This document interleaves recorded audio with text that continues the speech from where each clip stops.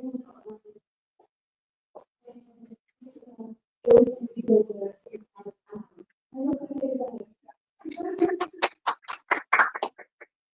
have Ernest. She is a peace and protection. And last but not least, we have Multicultural from Yes Be Technology. She's going to help us with skincare, which is something we always have.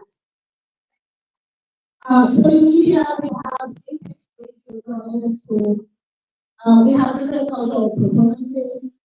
We have Mrs. Smith from the Smith State LLC for the photography.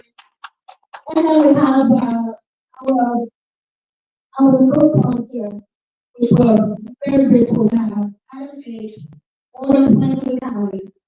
They couldn't help but these people. We're very grateful for this support.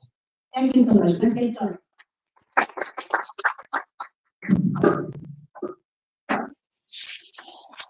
Thank you so much, Fatima. I was hoping to finish up my government coffee. I just haven't yet, but that's fine. Okay, so we have heard who's in the room or who's expected in the room. So folks will continue to come as we continue. As you see, even our vendor tables are not yet filled, but folks are on their way.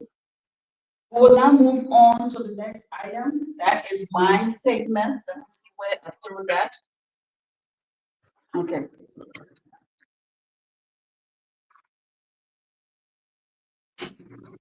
The Honorable Mira Yassin Adig, Representative Ohio's House District 9, our esteemed panelists, guests, members of the Fourth Estate, all members and affiliates of the Columbus Women Connect, friends, family, loved ones, one and all.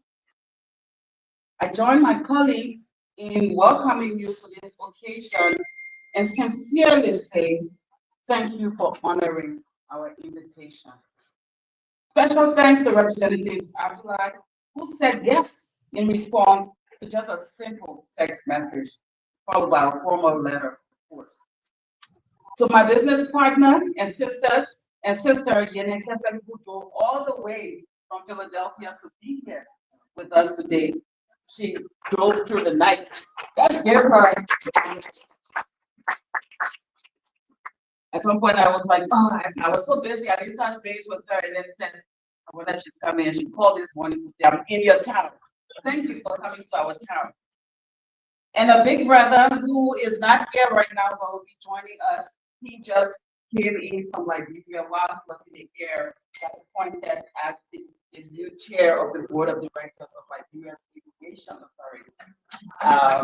So he has other things to do, but hopefully he will join us shortly as well. Also, I want to again say thank you to all of you for coming. Today is a special day. And again, like you say, like mine, speak alike. Some of the things Fatima highlighted, I will be sharing as well. Today is a special day because our gathering here is not only timely, but it is one that provides us the opportunity to create awareness, educate, inspire, and agitate. First, today marks the first anniversary of our own Columbus Women Connect. Yay! We made it. For 1 year. Last year, we had this event on November 2nd. So if we consider the first Saturday, we'll say today is the birthday. If we consider November 2nd, we'll say tomorrow is the birthday. So happy birthday, Columbus Women Connect. We have a birthday cake that all of us are expected to enjoy later on. The journey has not only begun, but it's getting better. Second, today marks the beginning of Diabetes Awareness Month, immediately coming after Breast Cancer Awareness Month. And we must remain engaged.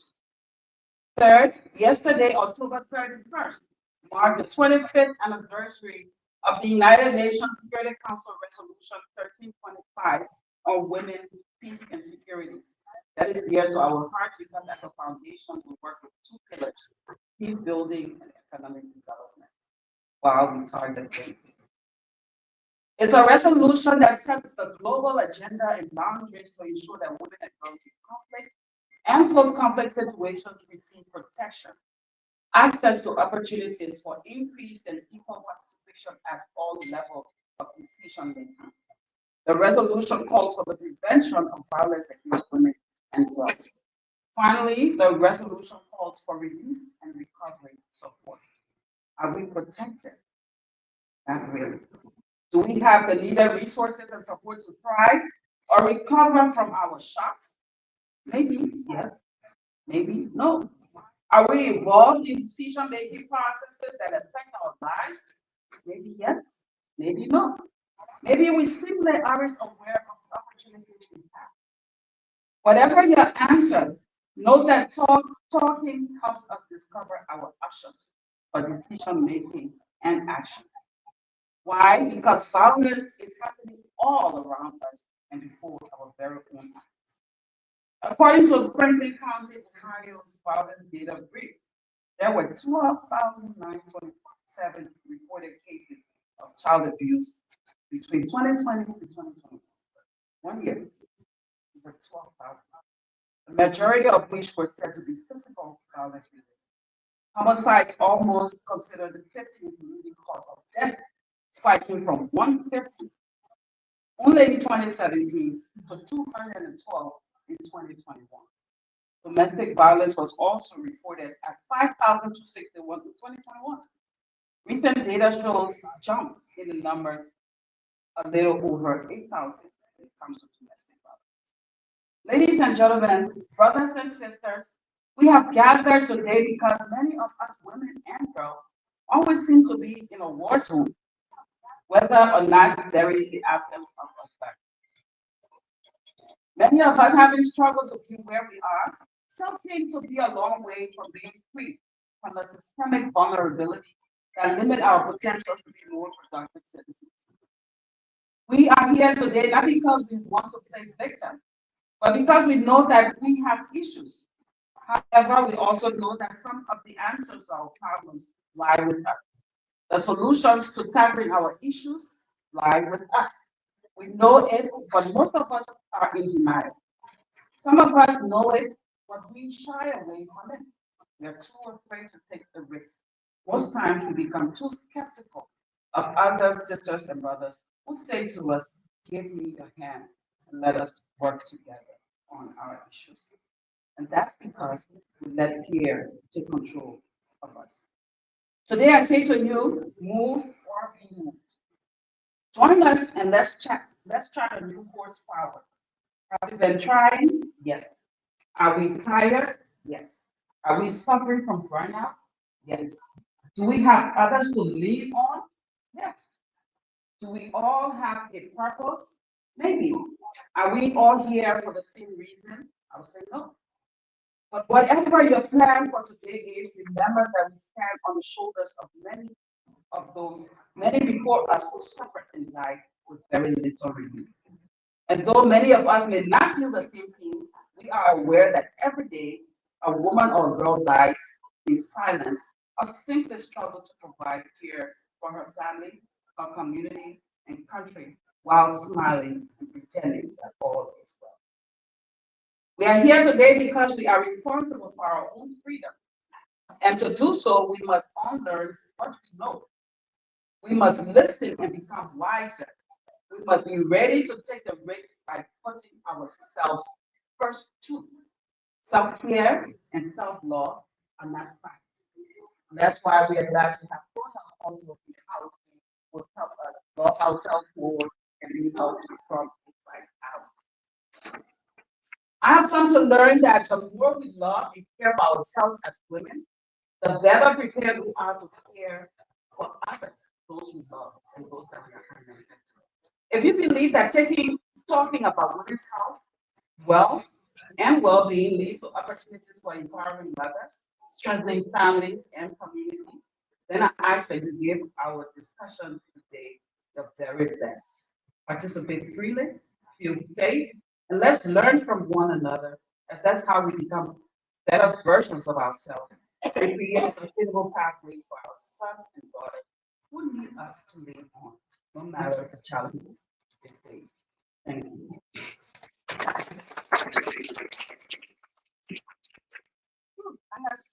He just listened there to Lindora, to our So most times I don't write speeches. Lindora is the founder and CEO of the Business for Peace Community Development Foundation, which, in conjunction with the Columbus Women Connect, is organizing the second edition of the Multicultural Conference,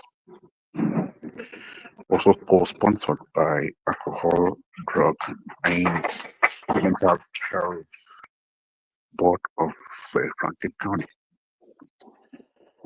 In her remark, Lindora urged participants to face their issues head on, be fearless, take the risk, and know that they are the solution to their problems. Good morning.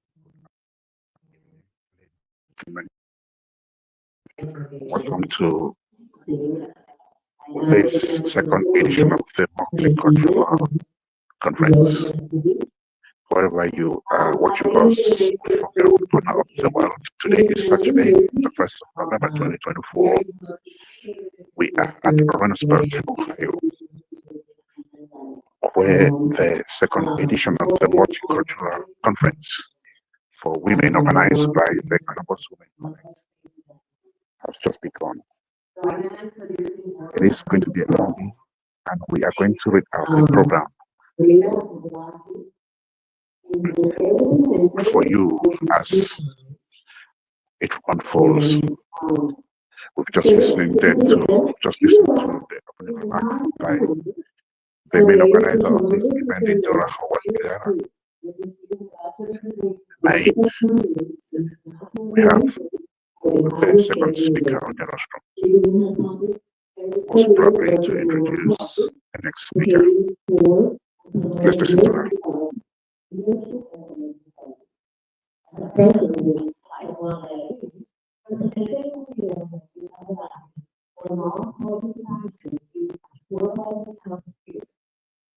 Aims to ensure all citizens, especially those with disability, chronic illness, and diseases, have access to vital medication, medical attention, or rehabilitation without financial burden.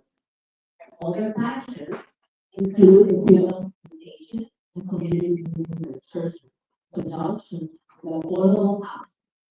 Representative Adig is developing line 2, and girls. Her hobbies include racing, martial arts, so careful, reading, and so. It's excited to share her house and continue her passion for commitment, community work, and representing. The speaker who's been introduced is the keynote speaker. There she comes, State Rep at the Ohio House of Representatives. Listen to her.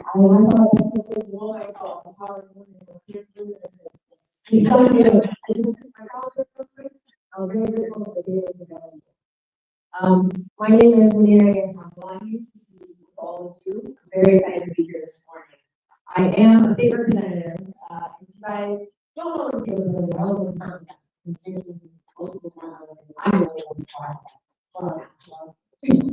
I'm really state representative, our job is to be at the state house and write laws, delivering the state budget, and also our primary job is to advocate for our decisions and to advocate for issues that impact. Why the outer office?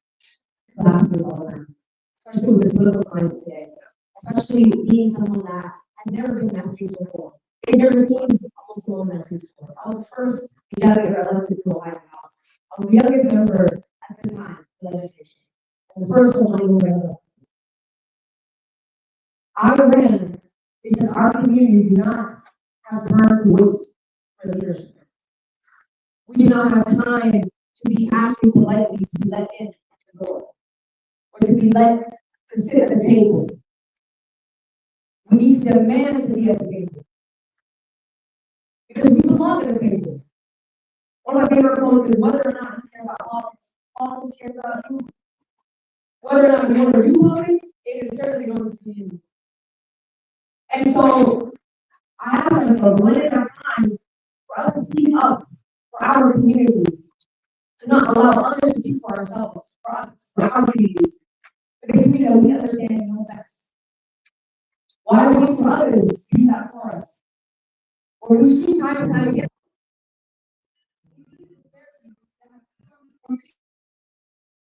who do not walk in our shoes, who do not understand our experiences, writing laws.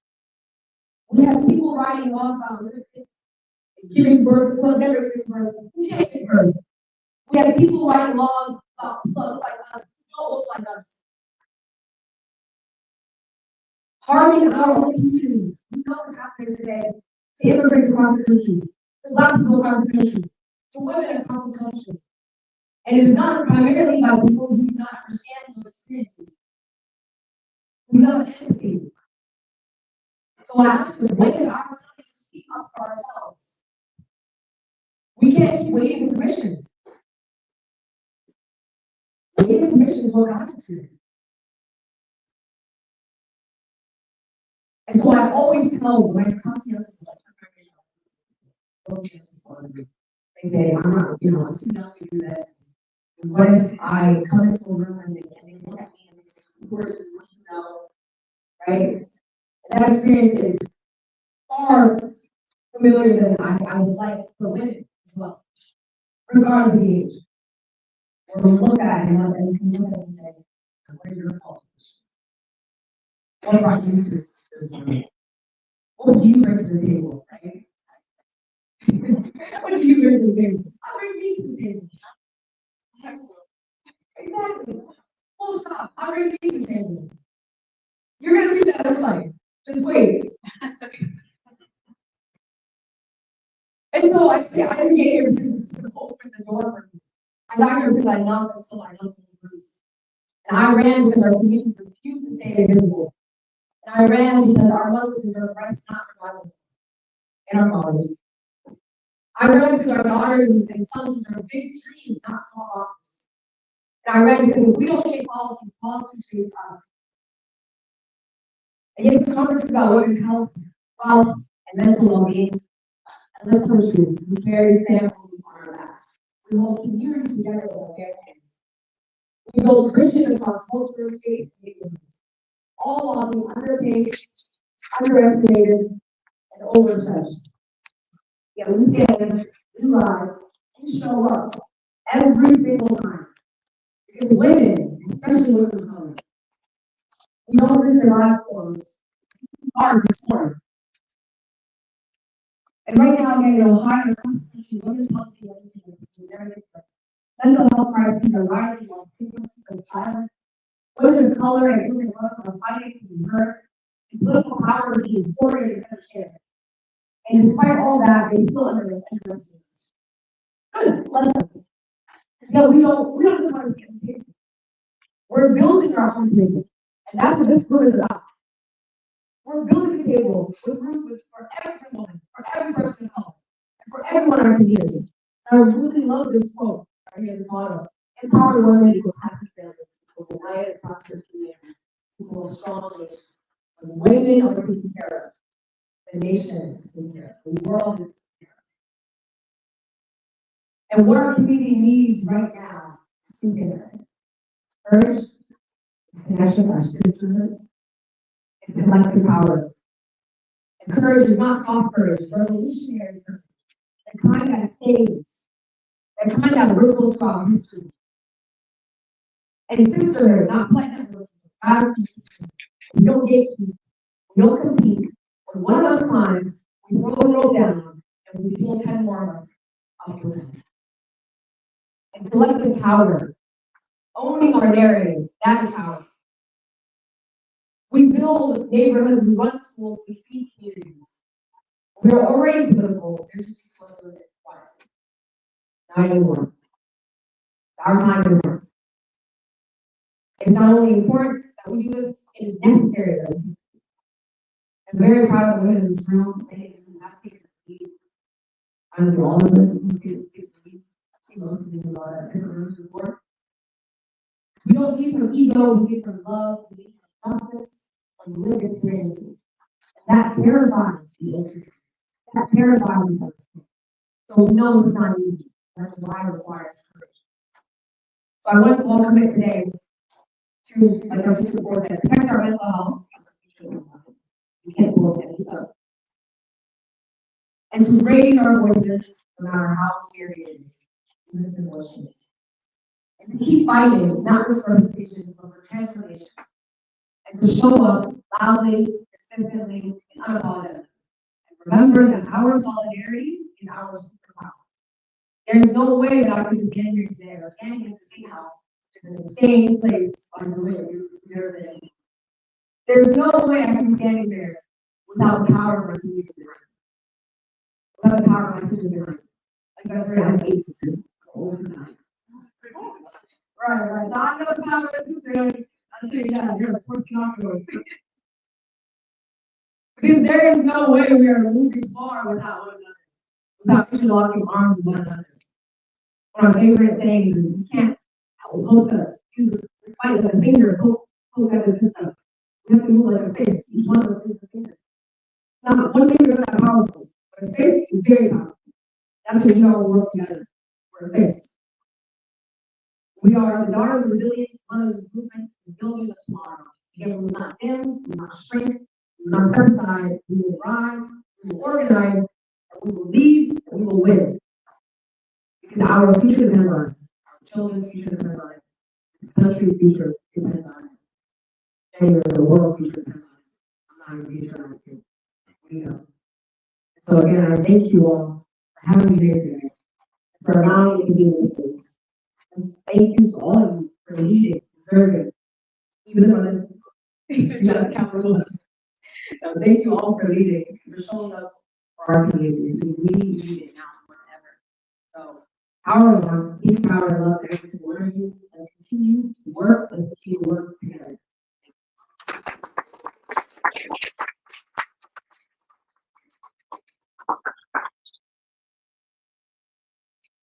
All right. Are you fired up? Let's continue to work together. Let's continue to lead. You just listen there to a remark by a keynote speaker, Representative Monira Abdullahi of Ohio District 9. In her remark, she challenged not only participants, but the community at large to face their issues head on. She spoke about unity. She spoke about rising to make our voices heard. The representative also said when she is on the floor at the State House speaking, she understands that she has her community behind her. Lots of other speakers will come up today, ladies and gentlemen, as time unfolds.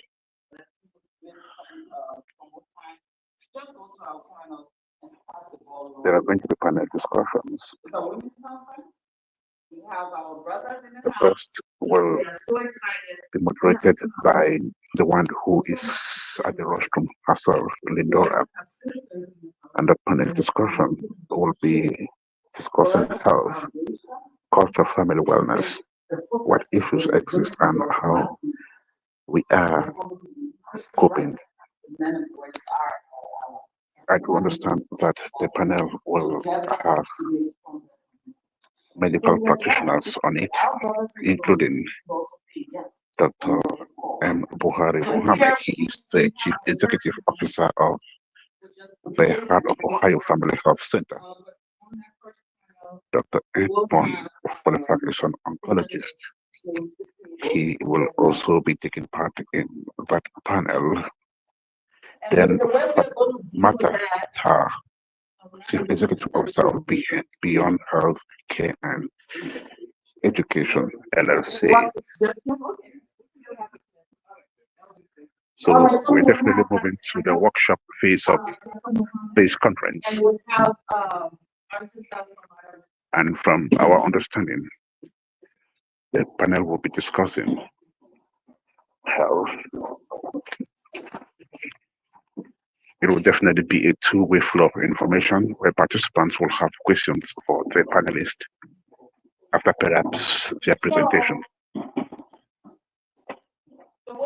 This is Apex One Radio. If you're just joining us, welcome to the CWC second Multicultural Conference. It's taking place here in Ohio, precisely in the city of Ernest. Organized by the Columbus Women Connect in conjunction with the Business for Peace Community Development Foundation and co-sponsored by the Alcohol, Drug and Mental Health Board of Franklin County. And move on. That's how we're going to go. So for the first round, we're going to have each one of you please tell us about yourself briefly. Tell us what you do and by what means and how you are helping to support. Answer the question. So we'll start with you. Is tell us about yourself, what you do, and what you do to support this community. Yeah, I'm pleased to be here. My name is Mohammed. And on my day job, I'm the CEO of Ohio Family Health Centers. And Ohio Family Health Centers is one of 7 community health centers in Columbus, Ohio. And what we do to support the community is we take care of people, healthcare, primary care needs. Ohio Family Health Center 6 locations. And as of December 31, 2024, we serve almost 21,000 patients. 21,000 of whom 87% are Black, brown, minority patients. 87%. Among the minority are the highest African American, and followed by Somali, followed by Hispanic, followed by a lot of Africans. These are the community we serve. Also, one of the needs of our services is pregnancy care. In the state of Ohio,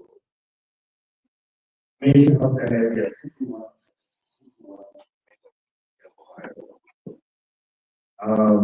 the 61 serve almost 1 million. And among all of these communities, out of Ohio, serve almost 3,200. Second, which is round 1, serve 1,000. That is how niche of pregnancy care. And I'll go on in detail on that.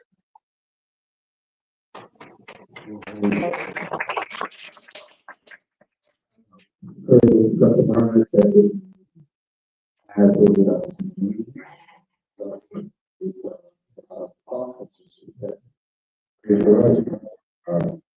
From Nigeria, and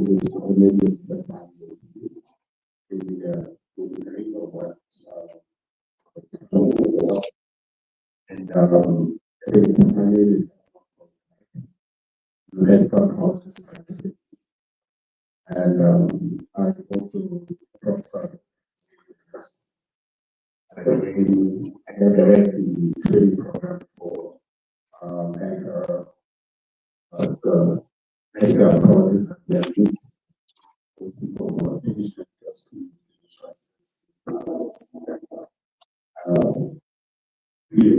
training.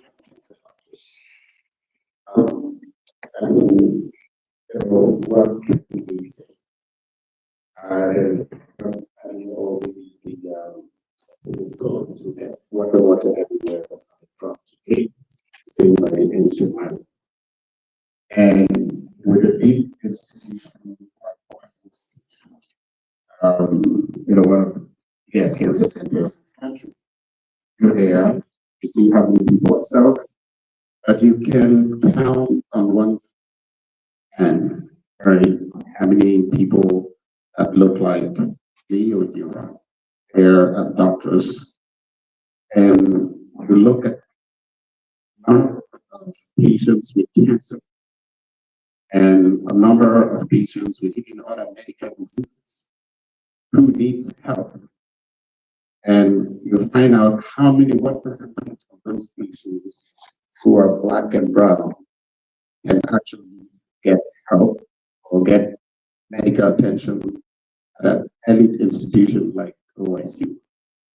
As I always say, sometimes for many people, that institution could as well be in Jerusalem for many of our people because they don't have access. So when I come here, I really don't come here just to answer questions. I come here to say, I'm here. If you have my number already. This is what I do in all community programs. Give out that number. Nobody ever has a need and reach out. Know how difficult sometimes it may be. People get intimidated by just the system. You are overburdened by the system. For women, I think you may ask why I'm here on a Women's Day, women's event only, because I'm the son of a woman. Exactly. I'm a husband to the woman. I'm a father to 4 girls. 2 of whom are twins. And they're 10 years old. And one has refused to tell me that notion that God is a man. Yes. She tells me God must be a woman. And she started at the age of 8. She went to church, came back, and she asked me, Daddy, the father is a man. The father is a man. Is that God the Son is a man? God the Father is a man. Where is the woman in this? And I said, I don't know. And she said, I don't believe this. The other day she came back and then she asked me, why does mommy have to take your last name? I said, I don't know. And she said, okay, what was Eve's last name? So this is what I get to do. Right. So she knew that this was exactly to have your after school program. Otherwise, she would have been here. So she will be telling her own story. So we are waiting. So what our representative tells as a chat, of course, 51% of America who that's about the same percentage like Ohio. 60% of caregivers are women. 8% of nurses are women. When it comes to healthcare, especially the women are the one who bear most of the brunt, who speak up. And any man who does not support you doesn't deserve that title. And thank you.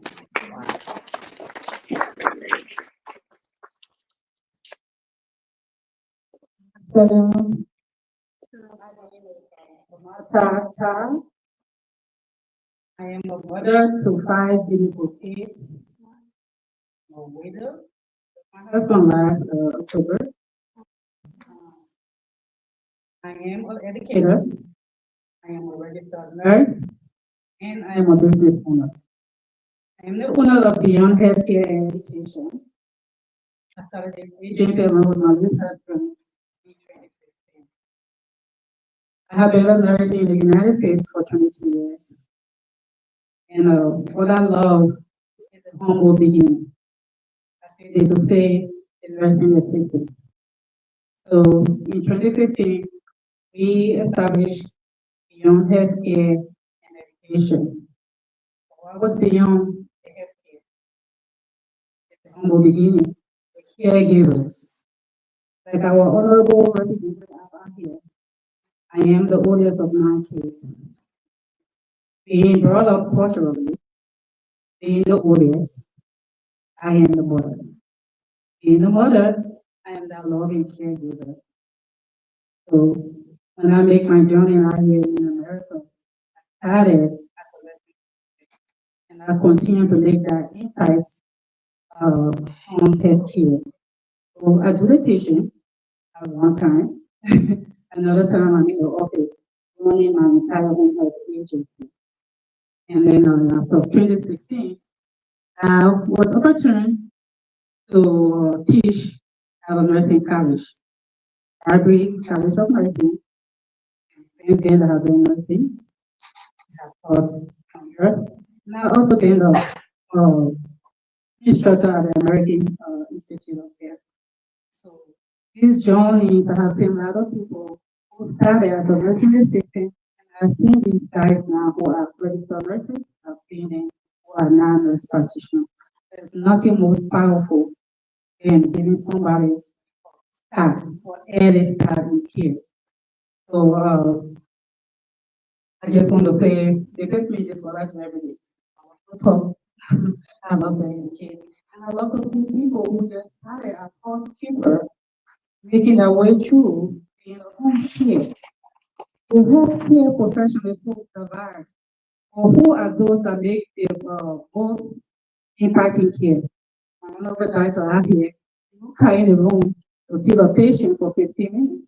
While my nursing assistant in a given time will be the best time providing the care for the next 30 or 40 minutes and will leave and come back.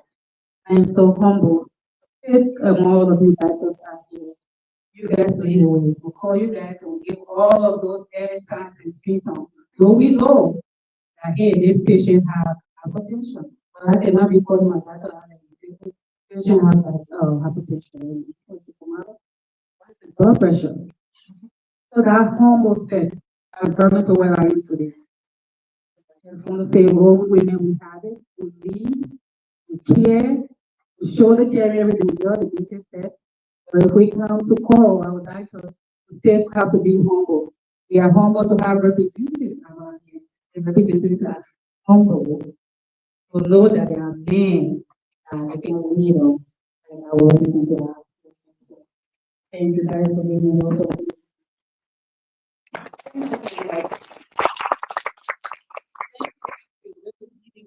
Um, Common threads you all are serving in the care industry.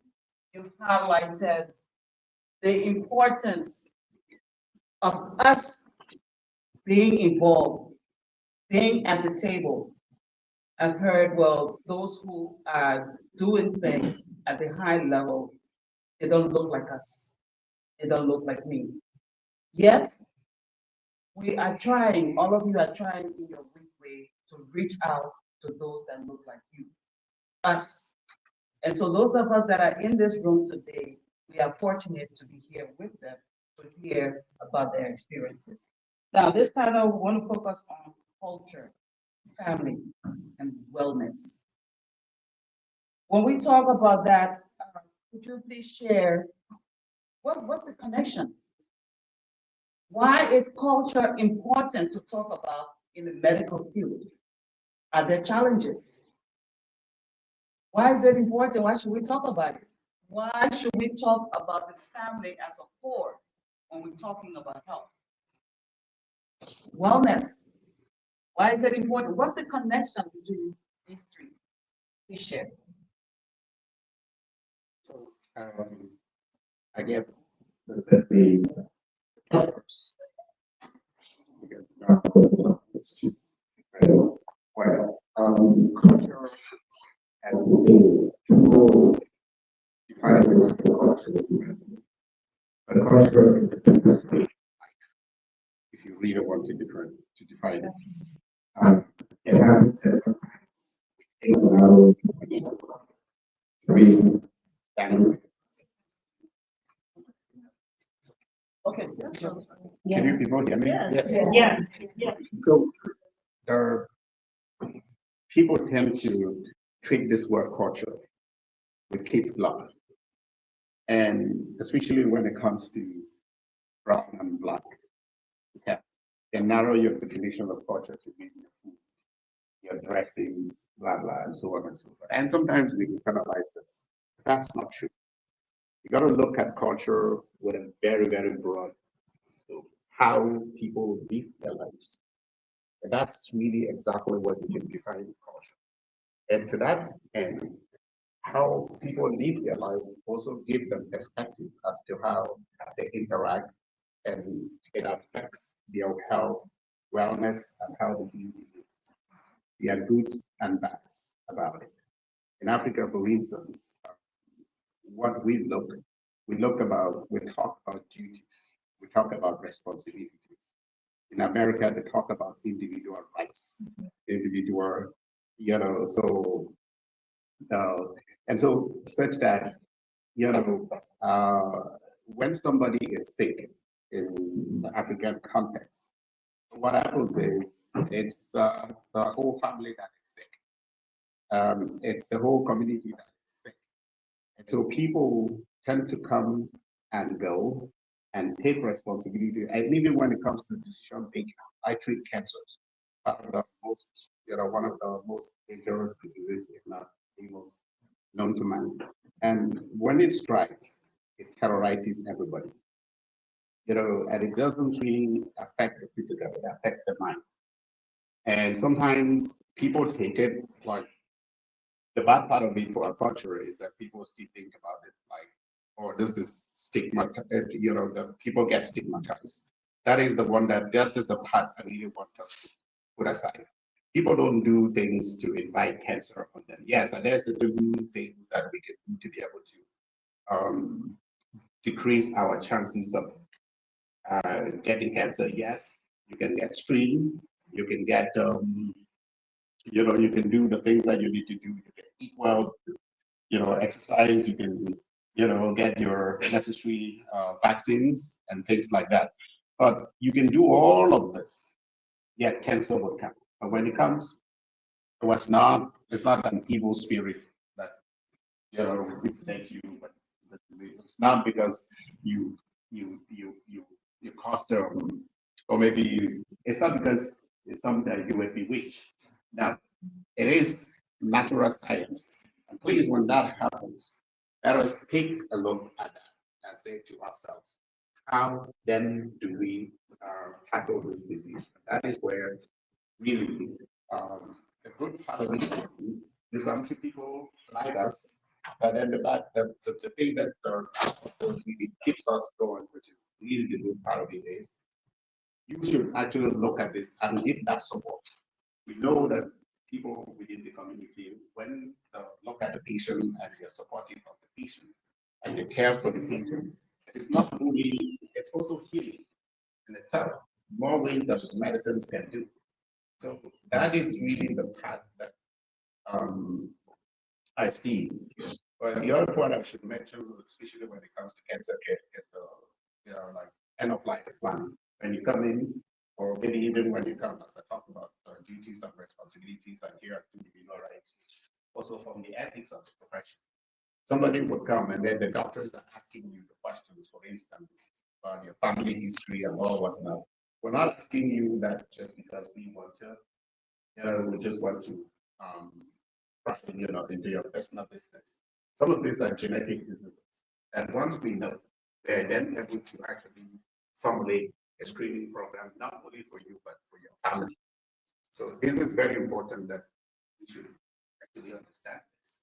The other part is when you come and then we're asking you, you may come and a typical American doctor is actually talking and mom is sick, the daughter is there, for instance, or the son is there, and they want to tell mom what's up.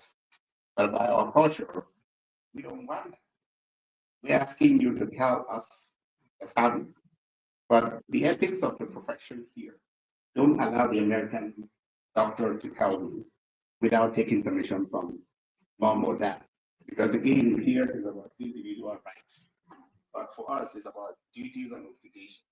Yes, your mother may say, help her, but unless your mother gives that particular perspective, the doctor would actually, I see this create a lot of conflict between us, and I've been at a, having to solve these problems a lot. And those are the few things that I would highlight. First, the awareness part of it, and we talk about it with you, especially with the women. Awareness begins in your kitchen, right? You're the ones who are preparing the food. Let's start from there. You're the one who are organizing the house. If you're just joining us, this is Apex One Radio. We are live from the Renasbeck City, where the 2025 edition of the Women or Columbus Women Conference, or the CWC Conference for Women, has just begun. We are just over 1 hour old into the program. And you've just been listening to Dr. Edmund Folefak. He's an oncologist. He is part of the first panel of this conference that began a couple of minutes ago. And the topic is health, culture, and families. So the panel is kind of establishing the relationship between cultural health and families. You just listened to Dr. Folefak, like I said, and now Dr. Buhari is currently speaking. Let's hear him. What can you do, a family? What can you do to support the person who is sick in the family to eat right so that the sugar is not cycling? It comes from the food. It comes from how we positively reinforce each other, right? If you take hypertension, same thing. If the cooker in the house is cooking flatly, that who is sick should eat the same thing. We're not helping. So that's where the family comes in. To link it to the culture is, it might be that we are used to eat a particular dish that's contradicting to the disease that we have. Then we have to look at it to see how can we modify it. Eating similar cultural food, but that is less factor to the disease that we have. Less carbohydrate for sugar for diabetes, less sodium or salt for high blood pressure, because it wouldn't help by we reinforcing that this is what we eat, this is what my grandmother eats. You have a particular situation that the whole family has to be involved to care for you or more than you.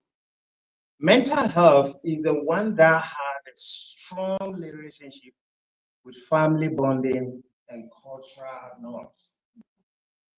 If we are not telling our story to our children here in this adopted nation, most of us, if we are not telling them where we come from, if we are not telling them how adversity we go through, we are not passing them with resilience and how to fight loneliness in this individual nation. That's where culture and family is so strong in mental health. Because mental health is real and we have to accept it. We need help when it happens. But how could our children who are born here in the middle of being Americans and also a family of another culture, they have to hear the story some of us have gone through to give them a cue of resilience when they get out of the world. So that is how I link culture, family, and wellness. And of course, you are the leader of that family. Without women, we will not be born. I will be here. So we urge that just like how you can control the kitchen, understanding that all of this bonding linked to the wellness of the household and then the whole family and then the whole society is really key. And that's what I want to add to that. Wow. That's very powerful because I know, like the last point, I know that storytelling helps because every time you tell a story and someone listens, it heals. But the way you've told it connected to health, it brings the family at the center in terms of basically saying to us, I love cooking. Basically saying to us who love food, who love cooking, that when we cook, we should also be intentional about keeping our family healthy.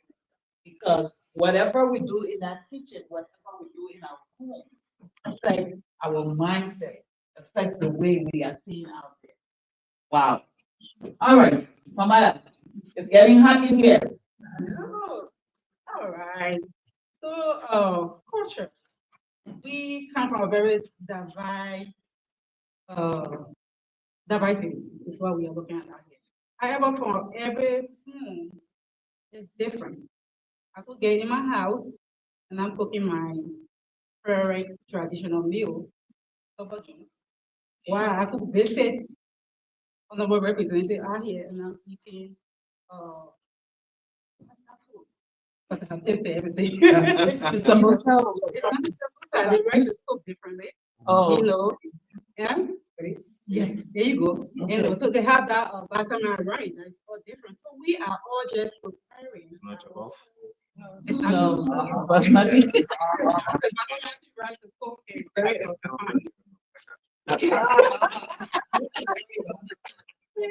So we are preparing all of these food differently. Okay.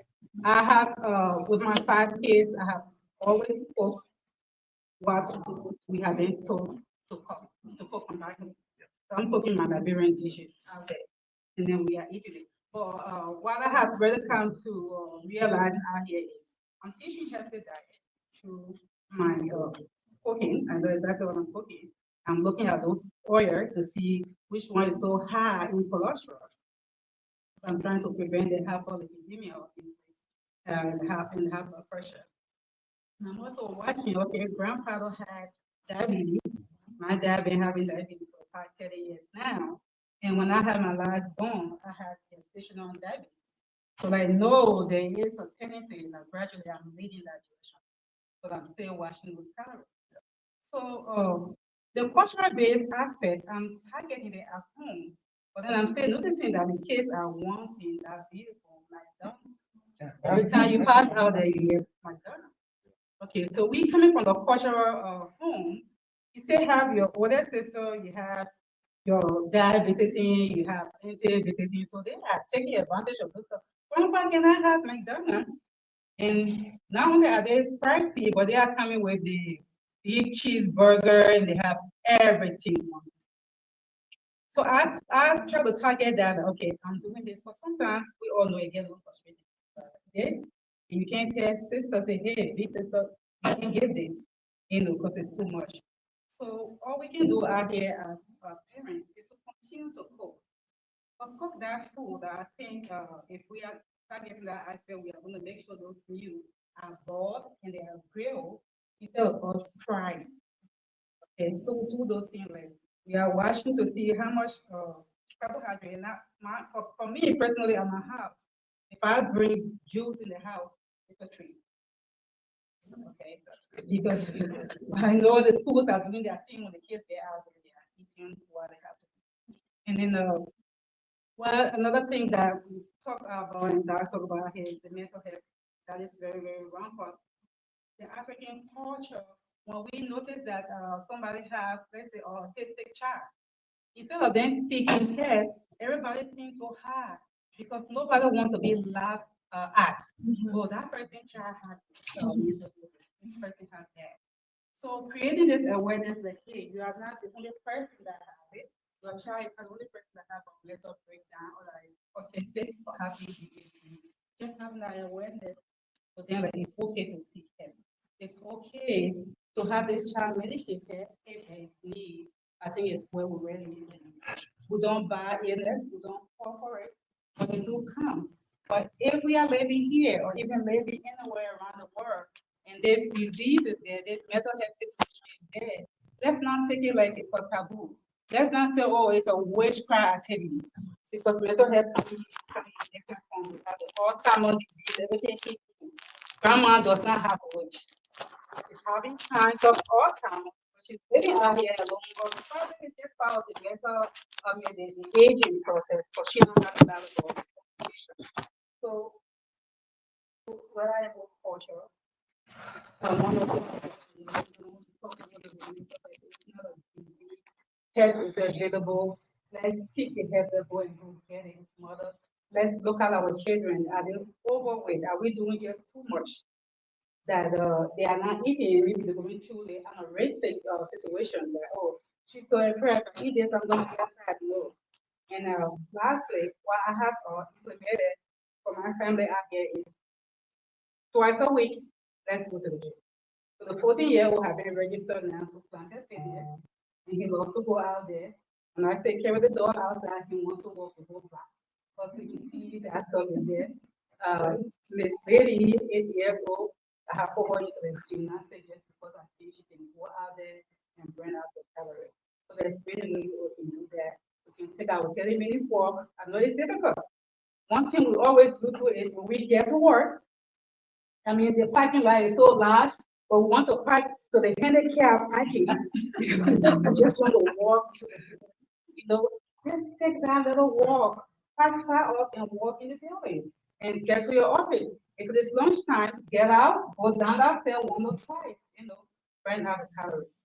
So that's all I can say for now on that. Wow. So again, intentionality. We need to be intentional about ourselves, how we take care of ourselves, our families, and just that last point about taking charge of your home and leading the way so that everybody else follows that model. I think is also, that's something that personally I really haven't thought about. Like I said, I love to cook. But when I'm cooking, I'm focusing on making sure that that food is tasty and that everybody says, oh, it's nice, we love it, and that's the key thing. But just being more intentional to make sure that we go beyond that, I think is really key. Now, I will ask my last question, and then I'll open it up for questions and some interaction to wrap up this panel. In your, it's quite interesting the different angles that you take in the conversation to based on your own day-to-day life. But when you think about our community, when you think about Black and brown people, and again, I think that's part of culture because I've never heard of a Black and brown till I decided to come and live here. So it's also cultural. It's also cultural. Yeah, I see your hand coming up. We'll talk about that. And so, but what would you say, just tell us, what is that very big challenge that you see in your line of work day to day, that you think that each and every one of us in this room must really be cautious of and do something about? What is that one big challenge? Let me take a start and then I'll pass it to my colleagues. The biggest challenge I see in our line of work, which is primary care, we are the gate you come to before you see that. We diagnose before, right? And the biggest challenge is, and this is a plea to all the women. We have, for example, 78% of our patients, 21,000, are women. Men like me, you don't force us, you don't pulling us to go see that. By the time you get to him, it's too late. The biggest challenge is not actually coming to care for yourself when you are feeling normal. That's number one. Number two is the difficulty in this linking between what we eat and our behavior is causing us sick. Our food and our lack of physical activity. Because, oh, it's what we eat in Liberia, it's what we eat in Ghana, in Somalia. But here we do everything in drive-through. We don't walk miles and miles and miles and bang it out. So food is also a difficulty in transforming, in actually seeing somebody controlling their diabetes because they keep eating fufu, yeah, this and that, high carb. In the Hispanic world, tortillas and high carb, completely disconnecting it with the disease they have, right? And finally, what I would say is in the area of challenge, is still believing in, I call it concussions, that was shipped from Africa. Or you go back to Africa and get those concussions. I can see this even in clinical practitioners, doctors, who are taking concussion from their own country instead of. So here is the difficulty of the Western medicine and traditional medicine coming to collide. I went through this with my own mom, my mother. Right? She was diabetic and hypertensive. And I remember my very first paid check that I was a student working in London. I sent her money, 500 pounds to buy medication. What did my mama do? She took it and gave it to somebody because they're hungry and went and drink her neem tea. And I was angry and mad, but that's the culture because that's what her parents drank and they feel better. But I'm seeing the disease in the Western world. This is the way you can actually cure it. She didn't see it that way. And of course, she passed away from heart attack. Right? So we are here, right? We have to believe in the Western medicine. So when we are giving medication, we need to take it. Instead of mixing up with the cultural, because it's the evil spirit here and there. Those are the three challenges that is rampant across. And when we see you run away again, you are not being cured. Your diabetes is going up and your blood pressure is going up. You're developing this, and we don't know. We're giving you medication, you're not taking it. So those are the challenges that really is endemic. Wow. In all culture. And they are big challenges because I'm just sitting here and asking myself, how do we even deal with that? Because from what I'm hearing from all of you, our mouth, we are sick because of what we put in. Yes. We are sick because of our behavior. And so it should be simple, right? Change our ways and change what we eat, and we should be healthy. But it's not. It's complication because our mind also tells us that's the way it should be. So I would break things down into small buckets. First is identity. We haven't yet discovered ignorance, right? And what do I mean by that? When you believe that, you start realizing that you don't know everything. That's the discovery of ignorance. And that is when you are ready to learn. People who think they know it well, they never learn, right? And you fall victim to conspiracy.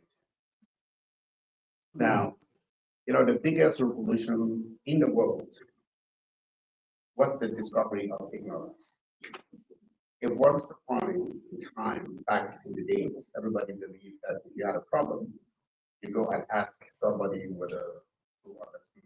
was the servant of God. Yeah, it would be the priest, it would be whoever that would decide on interpretation to tell you because we found the truth. The entire truth was known and it was revealed. No, but we're discovering that in the last. You can find what I'm telling you today in some of these things. You ask me tomorrow, it will be different because what I've had new evidence. How are we incorporating this new evidence? That's the people, our culture, to our healthcare. This is where the problem is. That is number one. Discover ignorance. Accept that the things that you were told, what that you were told centuries ago, 10 years ago, 15 years ago, when you were growing up, that right now there is new science, there is new knowledge to be able to actually find out that there is something that maybe what you knew then was quite different from what is now. And this is what would disabuse us, for instance, from believing other things about evil spirit causing disease. And now coming down to the actual causes of disease. Every woman who is here now must make sure that whether it is here, whether it is your nieces back home, that 30 years from now, no young girl should suffer from sickness. Because there's a vaccine out there that can eliminate that disease completely. But because of our ignorance, we haven't discovered ignorance, right? Once we discover ignorance, we say, yeah, we used to think this was maybe caused by an unfortunate grandma who wasn't talking, blah, blah, blah. This is why they bewitch her. How, if not, why would a young woman get cancer? Blah, blah. But if you can vaccinate these girls, right? And I know we are modest people, right? You should also get screening. This is all what I would say part of the discovery of ignorance. When you discover ignorance, then you know the antecedent experts consider disease. I'm sitting here, if I have a car problem, I'll be crazy to go to the cabinet, right? I need to take my car to the mechanic, right? That's literally like when my car has a check engine, a check light, I'm calling my mechanic. What is it? Because I've discovered ignorance. I'm ignorant. I'm so ignorant in that part. But I know who I could trust, who knows something about it. Not TikTok, not WhatsApp. Okay. And that brings me even to the things that you're talking about, which are concoctions, right? Here in the US, about 80% use what we will call dietary supplements. About 80% of the people use dietary supplements. I'm not stopping you from using your concoction, but please, can you show me to a doctor? And when you bring it to me, I'm not a pharmacist, but I have a pharmacist I can send it. And when it is too bad, I'll send it to a chemist because I don't want things you taking things that would, cause your liver to shut down or your kidneys to shut down. Because I discovered ignorance a long time ago. That is the number one thing that our people, our culture lacks, and we must discover. The second thing that relates to that, I know we are a spiritual people. There is a place for the spiritualist, and there is a place for science. Any person who tells you that they can pray for you to get healed and not go to see the doctor, and not go to the hospital or to see the appropriate care, those people are scams. And I would like to debate every pastor, any imam, any priest, any bishop, anywhere of that. And these are the things that our people must discover. Go to church, yes. Do your spiritual stuff, yes. But know exactly, because none of you, every one of you came here with a car, right? You drove to this place, unless you live nearby. You didn't go to no imam or to no priest, to no pastor to pray for you, to just appear here. Why do you think that that is going to happen only in medicine? So these are the things that our people must actually relate and really realize that, again, this is why you must use your experts. The biggest thing, the biggest problem that I see right now is conspiracy. Everybody has become an expert. Okay? When you write papers, you have to send it to what we call peer reviews, meaning that they will take the expert in that area. They will take that knowledge and look at it and say, hey, yeah, what he's writing makes sense, it's consistent with what he's told, and then they publish it. But when you do TikTok, right? No, nothing only is it AI, but any person can go there and then be doing TikTok and telling you all, extolling all the virtues of these, that, so on and so forth. So then I see our people come in and they have tried production and it has cost them so much money. And the money that is left, they go and give it to some pastor who sold the seed, who have to pray for them. This is the problems that our people must confront. And if we do not speak openly and openly about this, we are going to go nowhere. All right, we're going to go nowhere. So these are things I see in healthcare that are confronting directly. So we can talk about all the social stuff. Yes, we know about 50% or 30% of all cancers are caused by three things: lack of exercise, poor food, and overweight. Okay, so the other problem I have to see is polarize your minds, right? Be yourself and accept, because most of the things, most of these bad things that we're eating, you actually are including the food from Africa. It's not really the food from Africa. It is the fact that most people have come here and then thought that the burgers are superior. Oh yeah. Right, to their food. Right. The processed food is anywhere. When you talk carbohydrate, the complex carbohydrates are healthy, right? As opposed to the refined carbohydrates. Because the real actual problem is the processed food. Yeah, this idea that you want to drive a car to the toilet and to your bed, it's not us, right? This is big things. So these are the things, but on a good note, let me end on the good note. We're not all, it's not all, there's extremely good things about our culture, which we should care.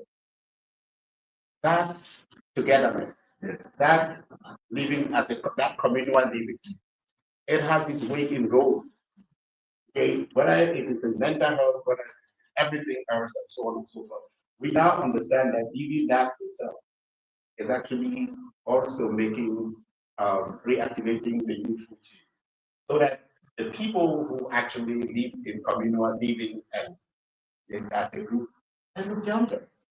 They're younger. So yes, okay, so because we know it at a genetic level what is needed for us. And lastly, I will tell you there was a big study that was done, and it is a program that my institutions and other cases at the Boston were looking at. And they would have looked at one people in their eat, swallowed and check what was the thing that made people the most the happiest. What was the number one thing? Social connections. Social connections. This idea that you get here and then you kind of like give up all the good things that you had, and then you want to like, no, don't talk to me. It's about my rights, my rights, my rights. This is madness. So I could go on and talk for this for days on end, but I would actually say, please discover it more. Find out who your experts are on couple spirituality. Know when to go to the hospital and know when to go to your priest. If you have issues that are worrying you about spiritual things, don't come to me. I don't.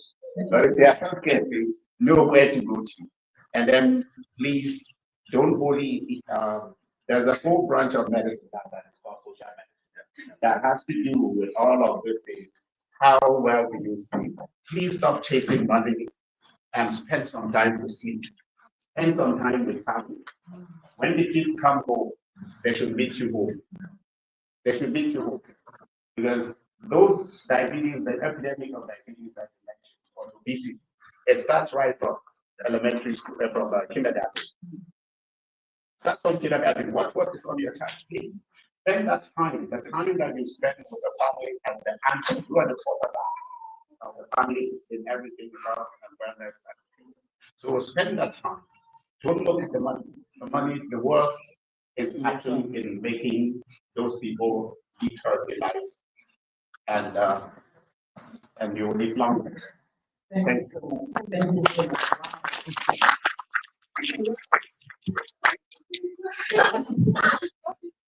Okay, again, behavior, mindset.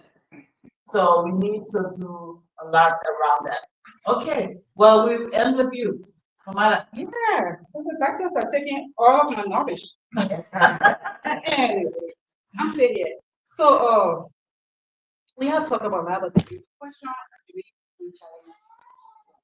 personally, what have I found in relation to the hypertension, the diabetes, the obesity uh, as a link to culture has been for me. You can do everything. One of the major challenges I have found here is that how much can I give on the flip side? Because we are in a culture right now. I sit out here with the Americans to know what should be on the flip side. A little bit of a vegetable here, a dairy here, or green.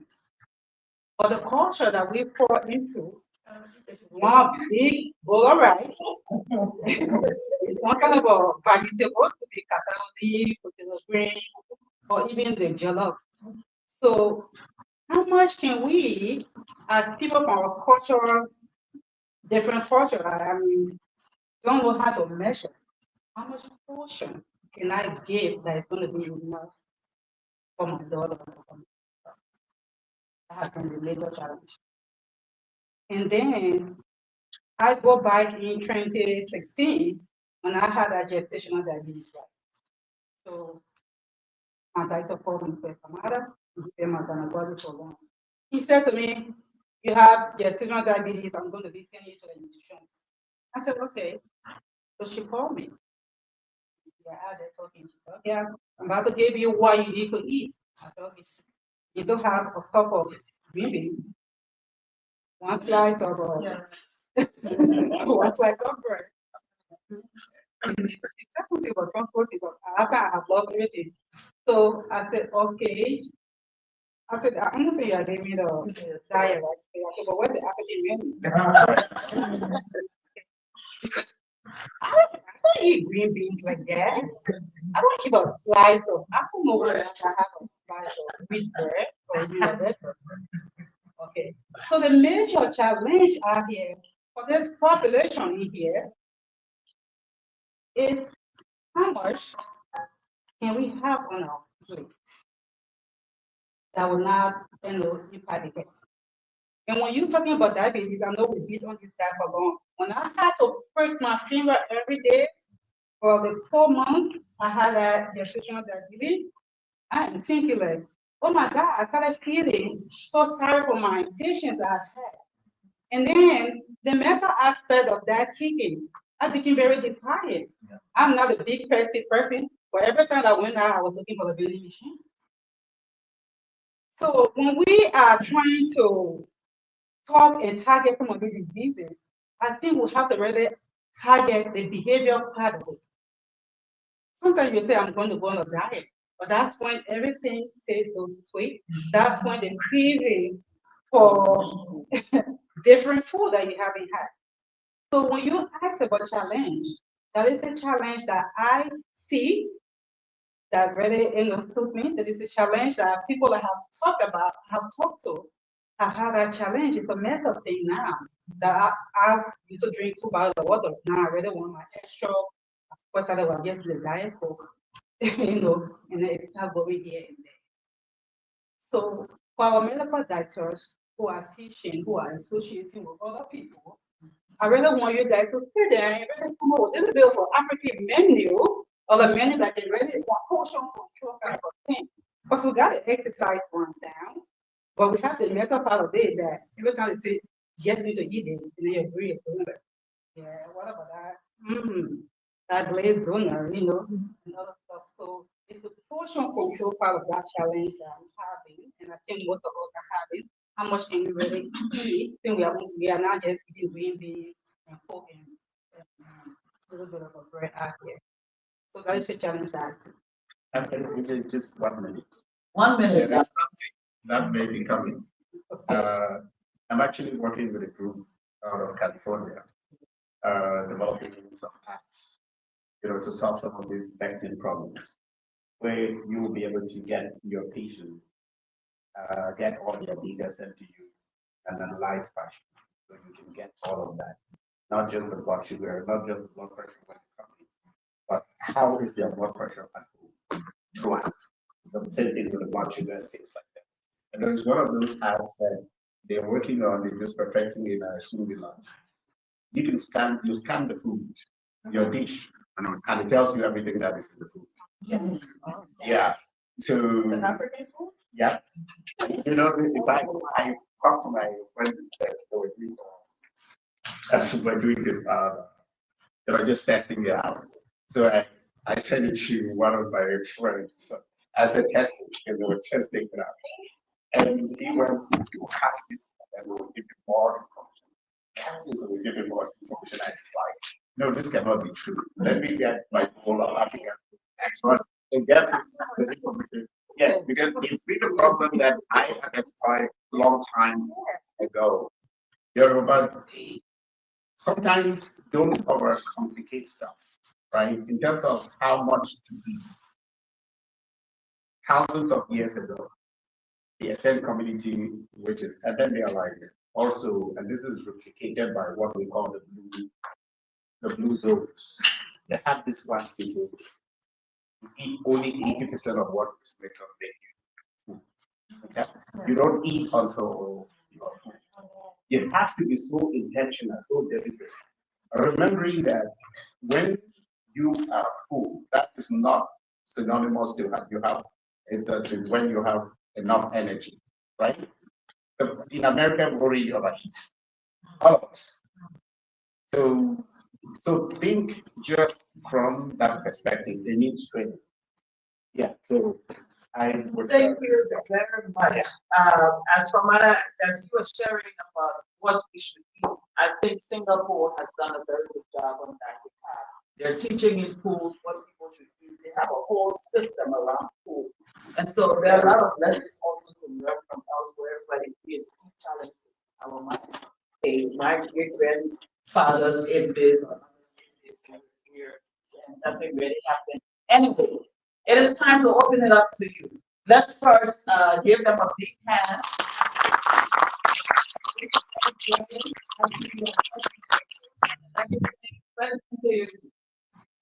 I know, okay, she's here. She's one of those that always say, portion.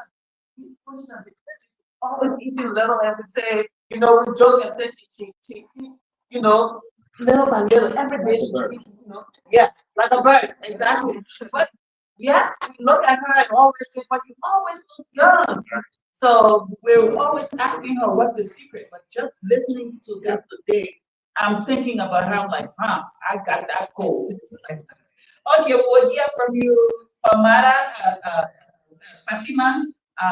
We'll hear from you. I know you were second, Ernest, and then Betty, and we'll wrap up. So, Fatima. So thank you for the beautiful presentation. I think there's a lot that we need to unpack here. And as the chair of Columbus Community, Columbus Women Connect, my main goal is to try and see what we can take away from the conversation. And I'm very focused on education. So what I'm trying to do is to see if together we can work as a community with leaders like yourself and come up with a way to educate our children. Because it's good for us mothers to build the foundations for our children to get those habits. So I lived in 5 different continents, and from each continent, I can tell you some cultural eating habits that are good or bad. And now that we are all here in America, unfortunately for us, what was good in our culture is not reflected in our households.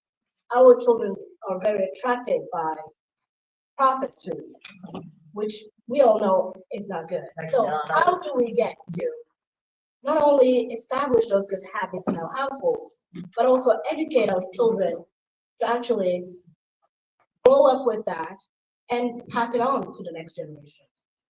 Being here in America, extremely challenging. One. The other educational aspect that I would like to talk about is you doctors from our community, how can you welcome our children to either, shadow you or spend time with you? It's important that we get our children in those places where they're gonna, learn about what you guys do and why that matters, and be motivated to take over in the future.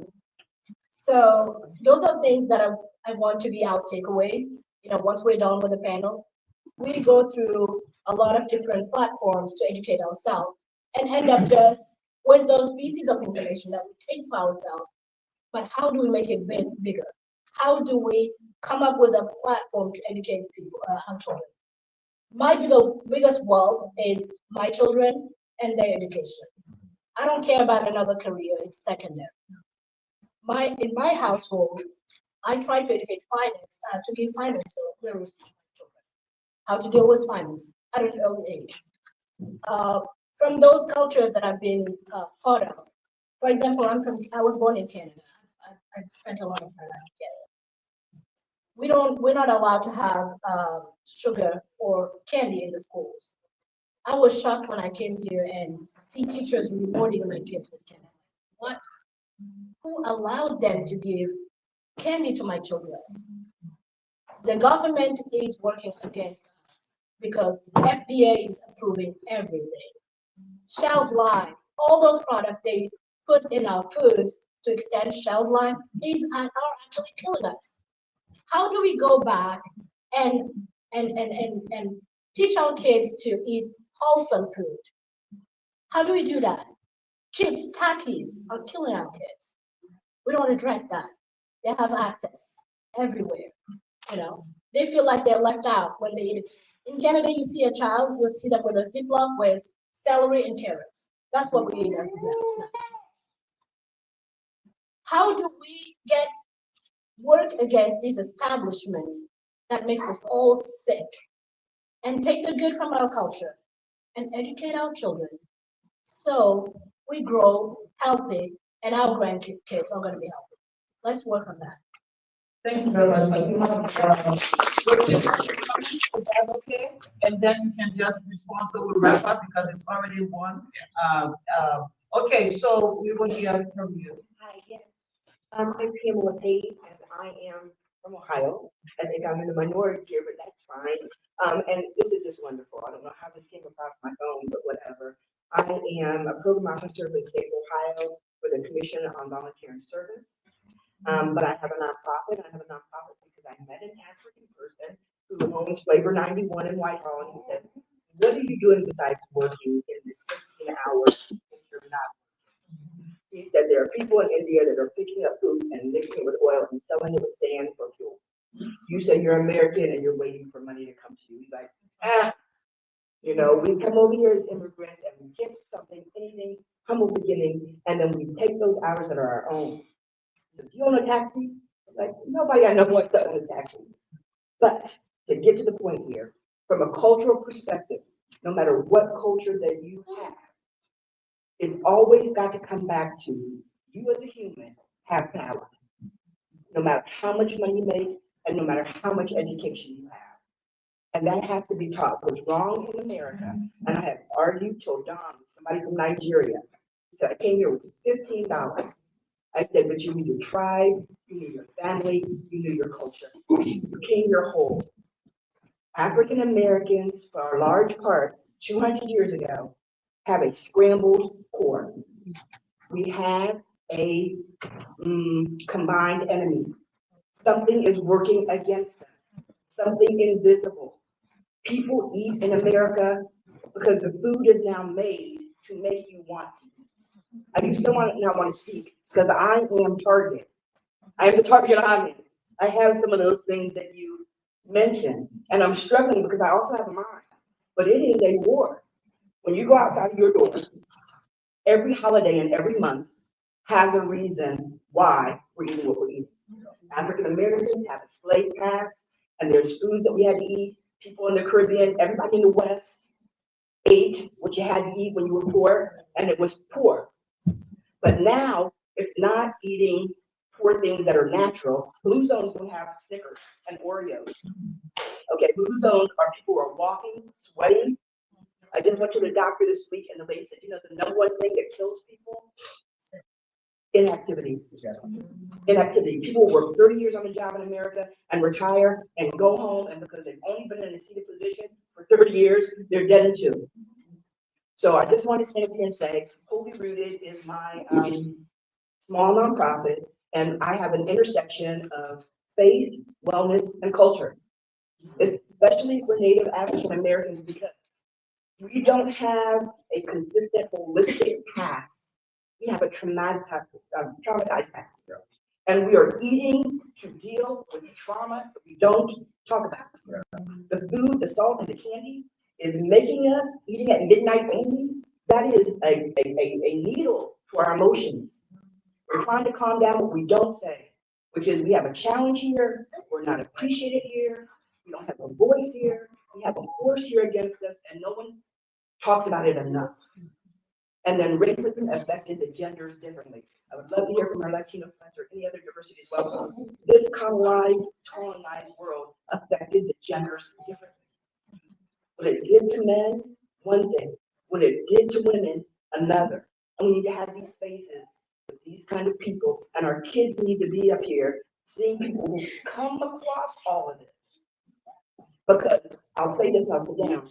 As an African American, and other cultures too in the West, we're trying to get sour stock and whatever y'all are on, because you're not suffering from sickle cell. You're not having diabetes like we're having it.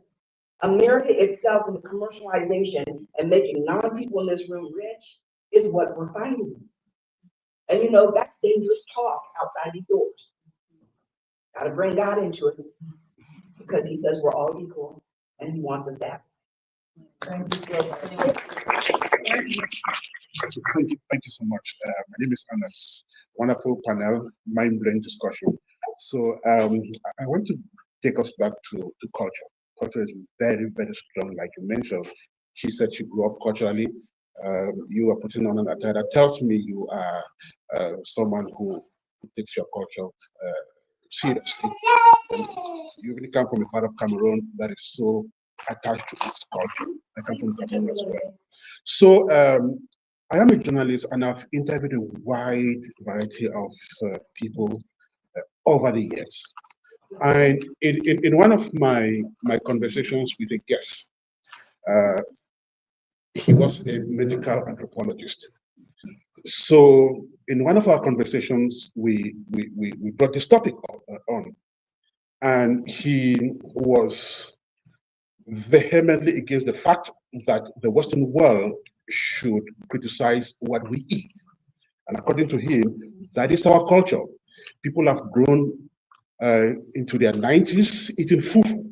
They've not died because they've been eating fufu, they've been eating, the food you and I know about.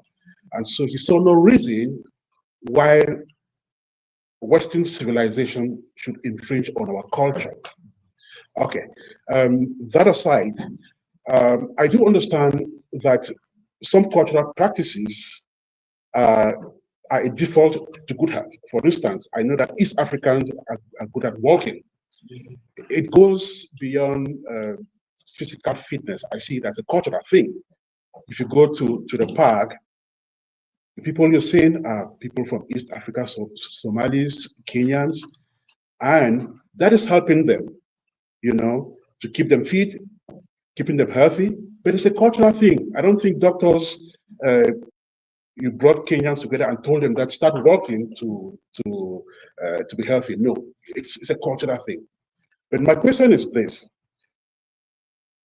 if you had the chance, would you say that some of those cultural practices that are not good for our health should be abolished? I'm saying that because you are cultural, you are a promoter of our culture, and we know how strong our culture is. But if some of these practices are wrong, don't help us, would you be of the opinion that they should be abolished? Okay, Betty, and then, okay, Antonia, you'll be the last. We'll wrap it up because we've gone quite long on this, but it's real good conversation. Betty? Thank you. Thank you so much for the presentation. It's very educational. I just want to share my experience. That a year and a half ago, I was diagnosed with pre-diabetic. And I tried, because the doctor was like, I was asking, what can I eat? Because like you said, Yeah. Yeah, because in Spain, we are using certain types of, and I like sweet potatoes, cassava, and yam. So she said, oh, it's a substitute program, not from cauliflower. There's cauliflower rice and all that. Never eaten I hate cauliflower. But I thought I asked myself, because this is a mindset we don't have to take. So I asked myself, do I want to go to education? I'm ready or I don't want any other education. What I did was I had to learn to make that cauliflower rice and buy cauliflower and know how to make it in a different flavor, put different flavors. And after 9 days, I was still high. I went to the city and said, I'll give you another 8 days. So after 180 days, I was able to think of the English to start. If you are just joining us, we are still live at the Ernest, Ohio venue of the second edition of the Multicultural Women's Conference organized by the Columbus Women's Connect. We've had a panel going on, a panel discussion going on for the past 45 minutes. And the discussion is even more interesting to us. Participants are also chiming in, providing their own remarks and asking questions to the panelists. It is a beautiful discussion we have from the panel, Dr. Adig. There is Dr. Edmund Frederick, who is an oncologist attached with the Ohio State University. There is Dr. Buhari, who is owner of the facility donors of Ohio Family Health Center. The course of the day, other panel discussions will happen. That is going to be one on wealth and protection, another one on well-being, and the last one will be on cultural performance, or there will be a cultural performance as per the program. There will be a lot of things and closing remarks before the program ends here Saturday afternoon. That are really taken care of, especially when they are young. If you deliver a child, it's just about 1 year small. When you go and see the other, let me just say, white child that you guys have this, they have the same thing. They are talking and running around and telling you everything. What comes to your mind? It is that time that a child just discovered the child is not talking fast. You have to take the child for screening and start doing therapy. We don't. We stay until 4 years, and then now the child cannot go more further. That is when you wake up and start saying, I don't know why my child is not talking. Even I see the child, I say, hey, go and check. That child is not talking, there's something. You are stigmatizing my child, that my child has a problem. Please, it's very, very challenging. Even as a mental health provider, as an agency owner, I've seen a lot of children. We take care of children with autism ADHD. When they just discover that they have autism ADHD at age 2 or age 3, they start giving them like subsidies. They start receiving money. Like, the government have money that is possible. But my own sisters, my own friends, my own people in my community, their children go up to 14 years without receiving their bank account, without them even receiving services. But other children at least 2, 3, they already receiving all the services, the therapy to make them recover. They are receiving assistance for caregiver providing them. Then they are free to do other things. They are receiving speech therapy, physical therapy, everything. By age 7, the child has actually progressed and doing well. And they are still having money, they are receiving every month. Before the child is 15, they'll be having $50,000 in their account. You see there, your own child, nothing. Even the therapy you don't provide to them. Even the money, financial support you don't give to them. Then before you come now to them to receive the services, is already there. Why? Because I don't want somebody to say my child. You don't want your sister to say much. I don't want somebody to look after your child, to comment about your child. So the biggest challenge is our thinking. We should try to embrace the new world. And no, we are all educated. We should go home and educate our family, ourselves, everywhere, our children, to be aware of us and take the things the way they come, not to think that we are. Again, the topic for discussion is cultural health and the family. There will be more engagement. Yeah, we just want to wrap it up because we have The speakers have been trying to establish the link between these three aspects. And the last one who just spoke about stigmatization. Like you said, you advise someone and someone thinks that immigrant families particularly must start being intentional as far as providing a lifetime backup for their kids is concerned. The panel is going to respond to the remarks and the questions that will be arrived for this. Take our group photo and have our lunch and that's better. Thank you very much. Maybe just make a few points and wrap it up. Again, the first and most important thing is get my number. That is the only gift I can give to anybody. So that if you need me, you let me know. It's free, right? So I think I started with my sister here about the comments and the African American community, right? So I think one of the biggest challenges that we have now, like, to say, if you look back and within the African American community in the past, there used to be a community where the physicians, the lawyers, the accountants, all those people, professionals, they live within the same community with the people, with the common folk. And so the kid can see and say, hey, you can informally be and inspire the kid who's running up and we're seeing you and noticing, oh yeah, this, if he looks like me and he's the accountant or doctor, I didn't know other inspiration and things like that. But if you notice what has happened over the years, there's a thing where the professionals have now moving to different neighborhood, then they are leaving the people behind with nobody to really like act like that, regular informal mentor, nobody they can look up to who looks like them and get inspired, right? And that brings me to the question, the point Fatima made. Yes, we have a program at OSU where kids can come, especially high school kids, can come and mentor, can come and shadow us. So I do actually,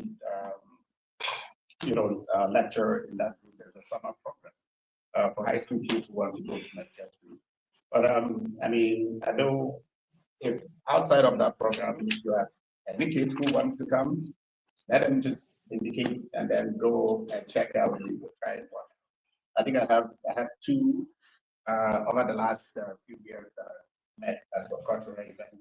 I bet your parents have come some cultural events like that, and then they were coming to, we had a good time, and then we invited them from the other problem.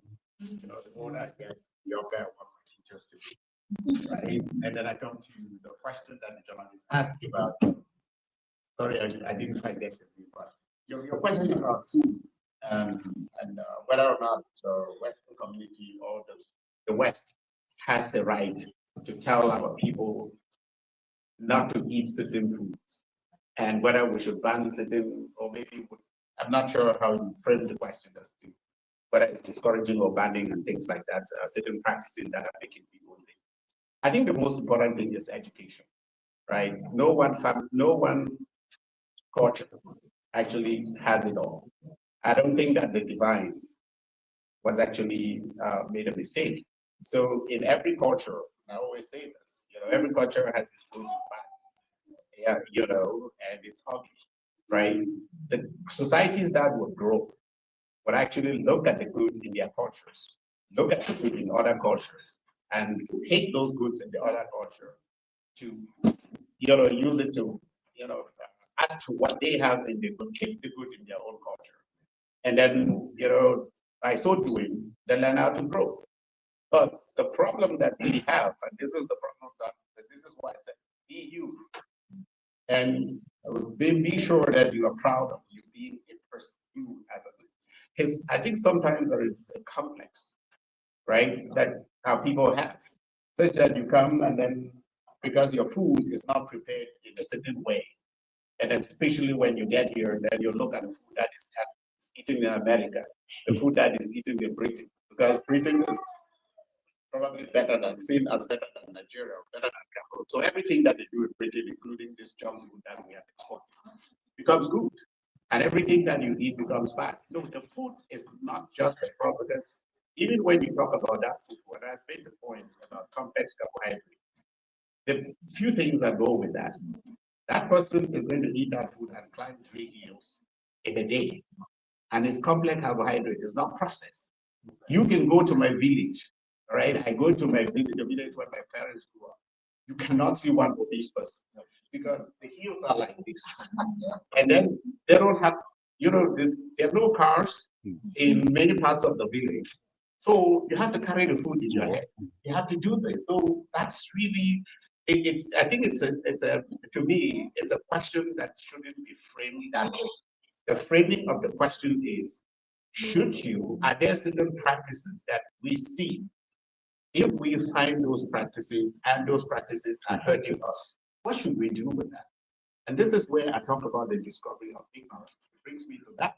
Because you should agree that that is something that you can learn how to make that culture better, right? How to improve on that. We can improve on our food, but nobody is asking us to ban it. So this idea of always thinking like maybe somebody needs to tell us what to do. No, we need our own labs. We need our own science. We need our own, to generate our own knowledge.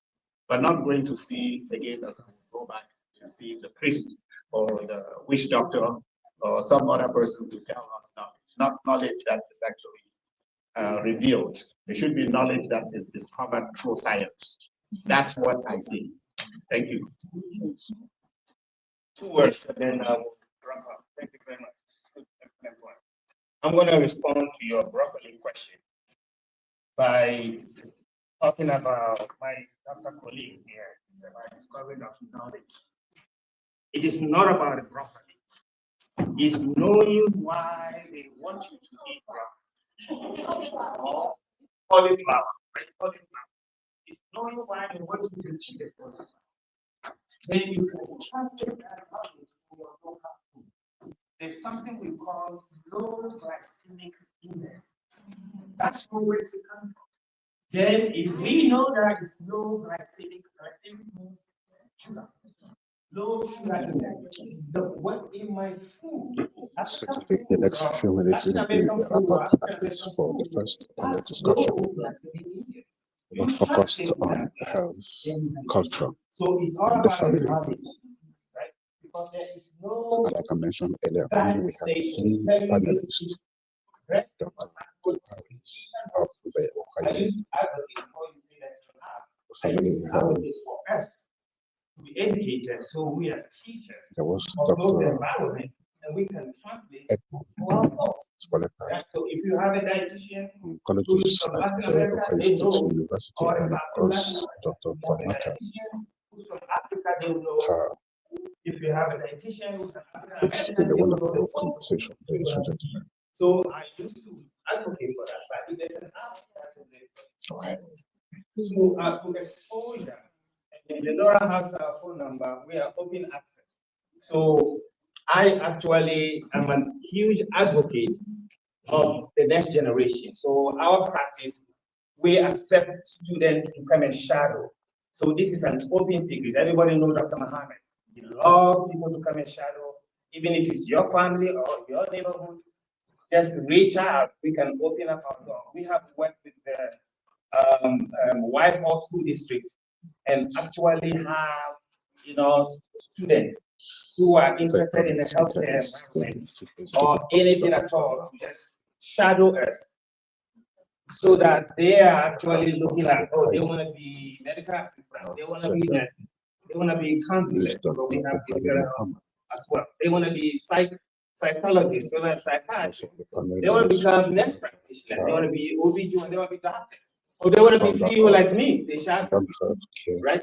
So that they can see themselves in the image that you talked about in the old African American, attached to the James Center, University. when there's a red line, they're all concentrated. This is Apex one with Now, in the absence of that, we're lucky to have see live from Ernest where the let's CWC open ourselves, and we are hoping. Women's Conference second edition is currently taking place. And then we Apex One Radio is covering the events live. So that we can generate that knowledge, and pass it. And the conversation has centered around health. Especially for these I want to piggyback beautiful on conversations. question. We are mothers. Many lessons. So to the learn. cultural upbringing starts from home. There are a few of you guys that know me out here. When I started in the early 2000s, I never deviated from my culture. The accent that you are getting right now is typical. I've been here over 20 years. I should have changed my way of speaking to what we are here now. But I talk to my culture. I'm a Liberian, this is how we speak. So they start from the house. I have seen Ghanaians who had kids that were born here in America, they speak the tree. I have seen Somalians whose children were born here and they speak the Somali language. So all of these things that we are seeing, it starts from the home. Let us continue to teach our children our culture, the way they dress. There were years when I wore my African scrub. I used to have African scrub made from back home, and that's what I wore. People laugh at it. But time changes. In the 2000, I think it was 20 or 2019, the whole African fabric came to light. Not everybody's liking it. Let us not be afraid of who we are. Let's continue to be what we are, what we eat, the diet and all. I said, our food is not 100% bad. It's how much we are eating. Yeah. And this is the African food, it's the Latino food, it's how much we are eating, it's that portion control. So we can continue to be who we are, eat a lot of what we are eating, speak what our native languages to our kids back home, because these are things that were passed on from our grandmother, grandfather to us. Let us continue to hold on to that cultural aspect of us. There are people that admire us for just who we are, the way we talk, and the way we dress, the hair, everything is us. Let's continue our identity. There's one lady in this room that I always admire. This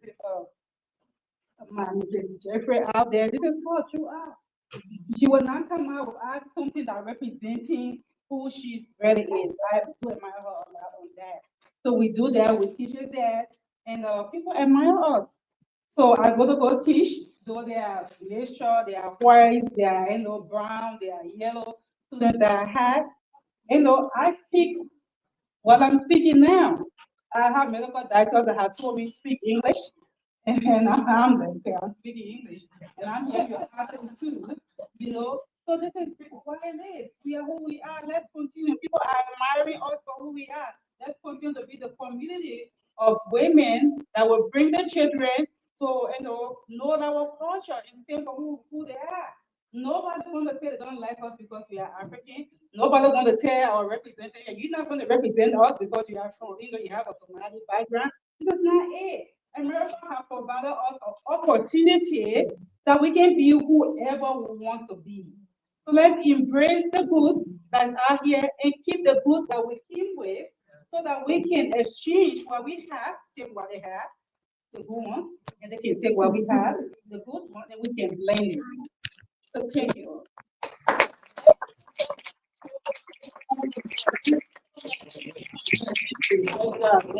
This is Apex One Radio. Thank you so much. If you're joining us, we will be speaking with some participants. We'll approach them, speak with them. The press will be the state representative. I'm going to ask one or two questions before we run up this live broadcast. Manira, thank you so much. We are live on Apex One Radio. This is Apex One Radio. Thank you so much for accepting to speak with Apex One Radio. In your opening remark, you said that we do not shape the policies shape us. What did you mean by that? What I mean is that when those policies being made, they tend to shape our lives, right? Policy affects our lives in various ways. And people say, how does politics affect students? When you think about healthcare, affordability, right now we have SNAP benefits being cut, education equity, the quality of the school that your kids go to. Those are policies shaping their lives, right? So we need to flip that and make sure that we are actually shaping those policies before they start to shape us, and then we're controlling how it's affecting us. The conversations in the panel discussion just ended, centered around health and culture. You followed the conversation very closely. What do you make of that discussion? I think it was very powerful, especially the intersection of how our culture affects our health and our wellness, and our families, how all of it connects, and how we could make it work for us. Sometimes, the conversation, especially when they say, your cultural foods sometimes are the problem and they're causing diabetes and hypertension, but it's not. It's the way that we shift our mindset with that culture and connect it to our wellness and adjust it to our families. And when we connect all those two dots, we can make sure that it works for us. And that one or the other is not a problem, it's actually a positive for us. But we just have to connect it and adjust it to where we are today, where our lives are. Do such conversations form part of what you say when you get to the State House? Honestly, I don't think we have enough of these type of conversations. I think the conversation is devoid of culture, and one of the doctors talked about individualism, right? There's so much individualism in American culture. So the State House is very individualistic, right? Individual rights. But we don't talk enough about community affects people. And again, similarly, how policy affects community. I don't think we have these conversations as much as we should. What would be your last word? My last words would be, honestly, this is a beautiful gathering, and a lot of the things that I learned today, I'm excited to take back to my family and take back to my community and have bigger conversations like this with larger groups, because it's very powerful. And having these doctors and the nurse that was on the panel, having them share that experience with others, it's so powerful to hear people from our backgrounds talk about these things that connected to our cultures. Manira, thank you again for speaking with Apex One Radio. This is Apex One Radio. We are live from the United States of America, and live from the CWC Women's Conference Second Edition that is currently taking place at Ernest. We just had speakers on the rostrum to talk, and the last speaking function we had was the panel discussion. And so now participants at this conference are about to take a family photograph to immortalize this event, and while they do so, I guess we will begin to speak with one or two of them again. But I think we'll just allow them to get together as a family, take the photograph, then we will speak with one or two of them before perhaps we take a break.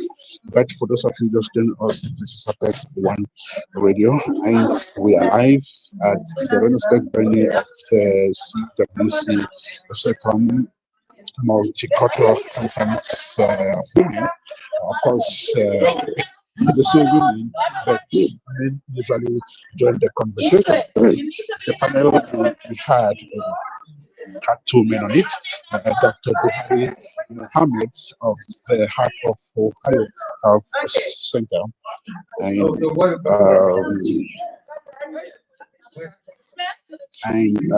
Dr. Edmond colleges at the James Center of the Ohio State University. And so we continue to bring images of the second multicultural conference as participants pose for a family photograph. Scores of them, of course, who have been very engaged. And the cameraman is just indicating that we need to join. Am I too tall? the family.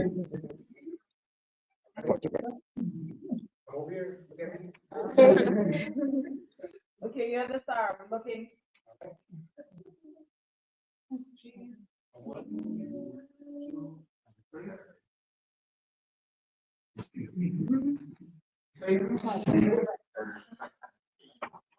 Participants at the conference come from all walks of life, Make sure we have your email. including representatives of the people.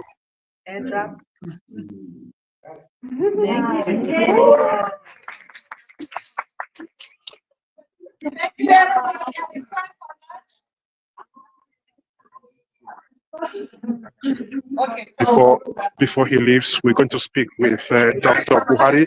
So you've just attended the women's conference. We're part of the panel discussion, interesting one, of course. Just tell me, how do you feel after attending this conference? Yes, so it's such an important conference to be part of because we know it takes a village to raise a family, and then women conference that really focusing in wellness, mental health, and empowering of women, and that's actually our strength in houses as well. So I was just pleased to be part of to share the perspective of the medical clinician and also as a CEO about the effect of what we are having in our clinic, and to see how we actually expose to share some process improvement about how we could navigate some of the challenges that we as a clinician see in the private care. So I think it was very, very encouraging. I would like you to establish the relationship between Heart of Ohio Health Center, which you founded and which you run, and women. So at Heart of Ohio Family Health, our current patient population right now is 21,000, and almost 78% are women. 78%. And then we do a lot of maternal care. We do a lot of clinical care, pregnant moms, and then we also provide the basic vaccinations for children, counseling for mental health and services, addiction services, and all of that. Our staffing 200, and 80% are women. So literally, I'm just ahead, but the women run the place. So it's a very strong women supported environment. Pleased to have strong men who are working really every day well. This is also a club I'm sharing for the women here to be convincing their men to be seeking care, because normally we feel that if I don't know, I'm okay, but it is okay to come and establish a basic physical check, to have your baseline, so you know when something happens along the line, that you take care of it quicker than so I employ the women to drag their husbands, to bring their children, men into the healthcare environment to establish a basic primary care, like you have your own doctor to come and see. And in our environment, Heart of Ohio Family Health, you can come in there at no cost at all, because we are a community health center. You don't have to have an insurance. You don't have to have a document. We can see you regardless of your financial situation. Dr. Buhari, thank you so much. Thank you for speaking. Apex One Radio. This is Apex One Radio. We are live from Reynoldsburg, where the CWC Women's Conference has been taking place. We are currently speaking with some participants, including the speakers and specialists at the conference. And our next guest will be Dr. Foletak. Dr. Foletak was not only a panelist in this discussion, but his contribution was worthwhile, very significant.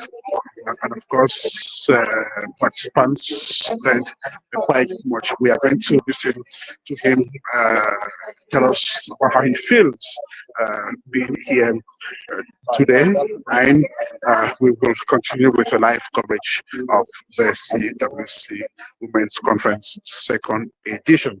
And it's taking place this Saturday, the 1st of November, 2025. My name is Ernest Kanjo. Marcel Adig is the producer of this live coverage. Danlette Washington should definitely be joining us here as the participants at the conference continue to network. I get to know each other. Dr. Folefa, this is Apex One Radio. We are live. First question: you attended this conference and you're one of the panelists. Great contribution. Tell us, each time you come to a community and talk with people, how do you feel? I feel good that you're helping, right? I mean, it's not just talking to the people, but hoping it's what the people do with that information, right? I mean, you want to be able to be there for the people, let them know what resource, and let them know you as a resource. So it's really what to do about the information rather than you talking to people. Yeah, today we're here thanks to women, but I do understand that you are a specialist in men's health and cancer. So how do you connect women and your specialty? Well, I think at my introduction I said I'm the son of a woman, right? I'm the husband of a woman and the father of two daughters. And so, anyway, 51% of the population of the US are women. And so, usually people would reach out to me, communities will reach out, and I think that was actually a patient. JLU. Yeah, and that's how they got me here, and next week I'll be at another one. And so, yes, so I also have women who are my patients. My subspecialty is oncology that includes bladder, prostate, kidney cancers. But in addition to that, I do a lot of things that train cancer doctors. So over the years in the practice, do you see things changing, especially when you go out and meet the people and talk to them? What are you noticing on the ground? Thankfully, there have been quite a good number of people who have reached out and we've been able to integrate them in the OSC system. It's a very, very important thing for people to know. Cancer is such a complicated disease that where you go can make a difference between life and death. Because the resources that are available to places like IOC are not available within the community. Simply because of that, basically, diagnostic tools and treatment capabilities that patients have. And so, unfortunately, also, most people either because they feel intimidated or because for whatever reason they are not able to access, care in that place. So, like I said, using the analogy, I want to say that for some people, that cancer center, even though they're here in Columbus, Ohio, they were very dangerous, right? Because to them, it's so distant. And but if they're able to get to know somebody who can help them navigate the system, get in there, and who can also be able to counsel them and guide them to the right places. That's really the biggest advantage that we get. And the last thing is, probably more important, like I said, it's what do you do to prevent? How do you diagnose them? So if you have to diagnose them, if you diagnose them, then what would be the most appropriate place that you can get them? That's really, in essence, I sit there, I see patients, most of these people are working people, people with higher echelons of ability. But our own people, I don't see, but they're dying. You get tired of just attending funeral and hearing somebody who got cancer or maybe somebody who came and became too late, or they got treated at some cancer center with substandard treatment and stuff. Dr. Philip, I want to thank you so much. And definitely, Apex One Radio will be reaching out to you in the nearest future so we can talk more. And so this is Apex One Radio.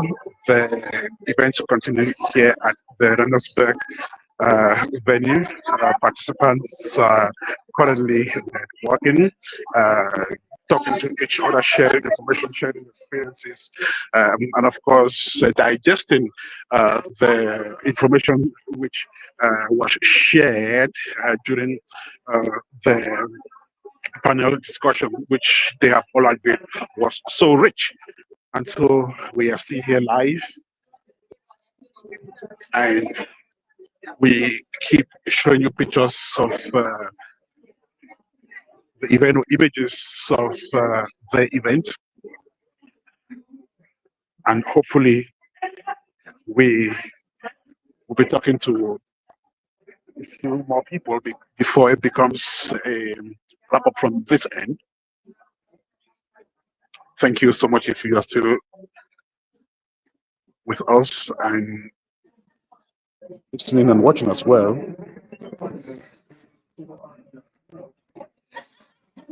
The Columbus Women Connect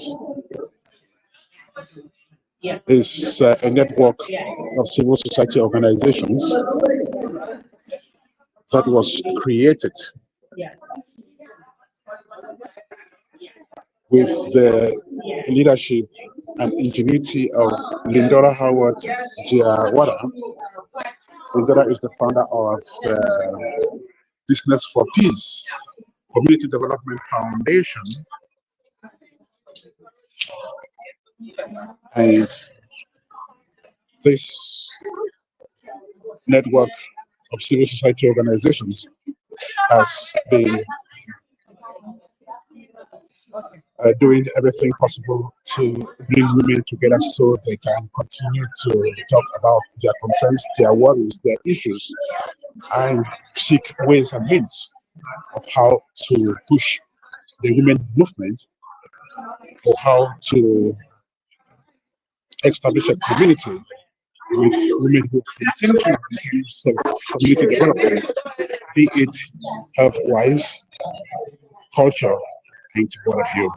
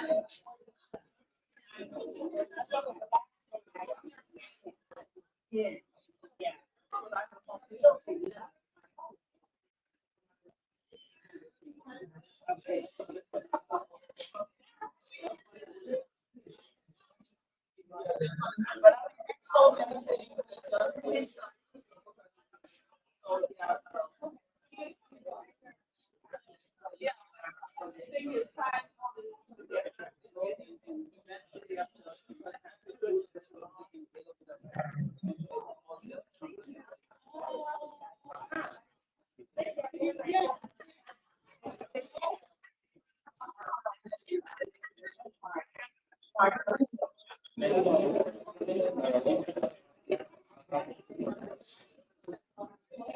you so much.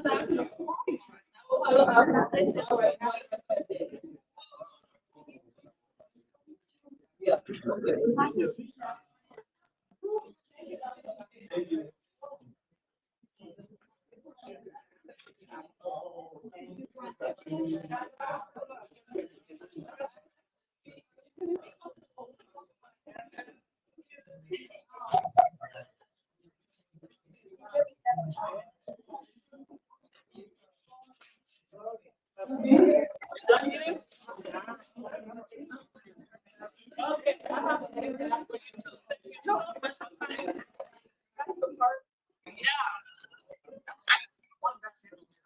Already? Yeah, I was amazed. So much information. Yeah, they recorded it on radio. So we'll share. And then, yeah, it was real. Yeah, I just said because then that was in partnership with them and do some educational stuff because talk about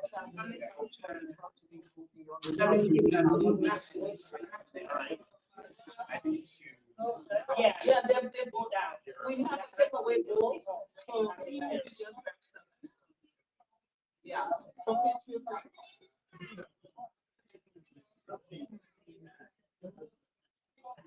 Yeah. Yeah.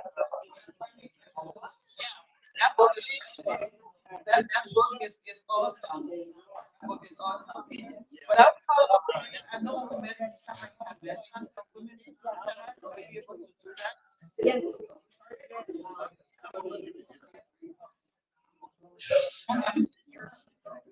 All right. Yeah, definitely. All right. So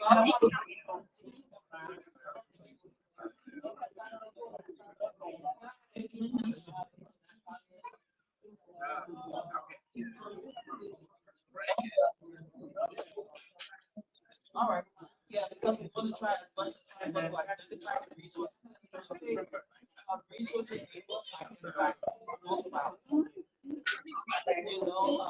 Yeah, so we have already working materials that we share because like 15 minutes, she just got, she's trapped and she was physically sick.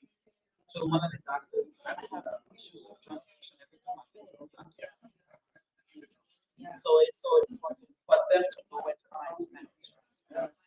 So we appreciate you. I would definitely keep in touch to share and then let you know how the rest of the day went. All right. Thank you so much.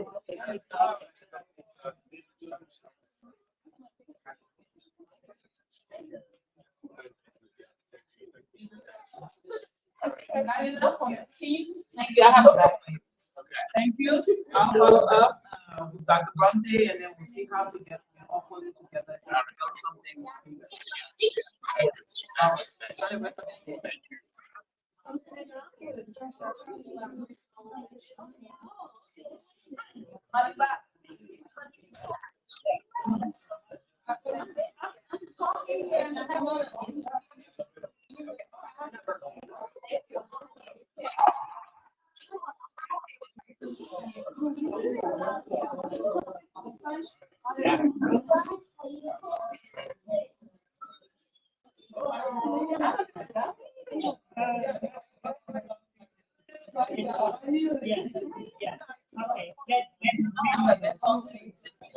You try it.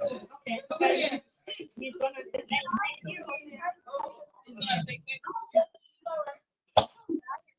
You should have been here. He comes in and comes out. She's on diet. She is.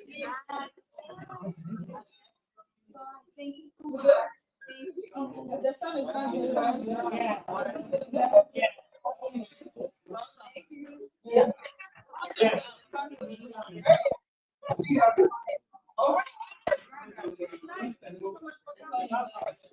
That's how I know you took the picture. Well,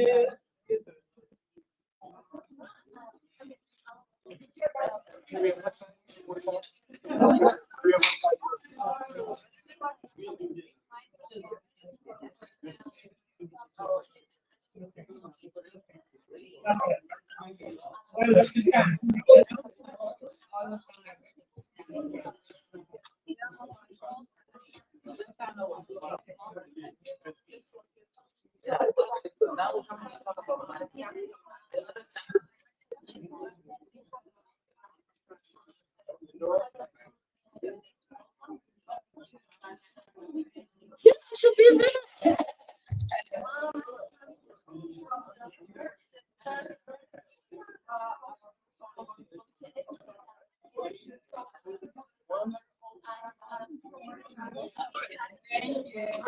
Now we have to release.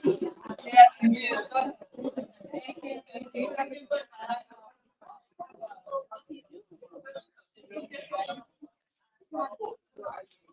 Miss, grab your phone. We'll start timing. Where's my water?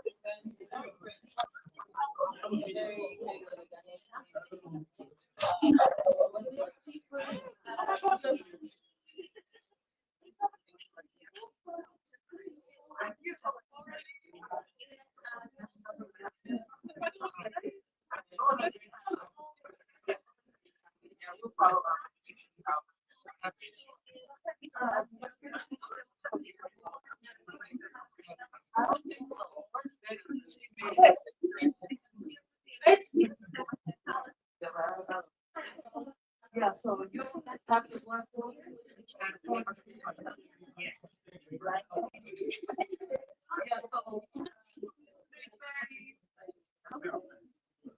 Yeah, that's because of what the foundation.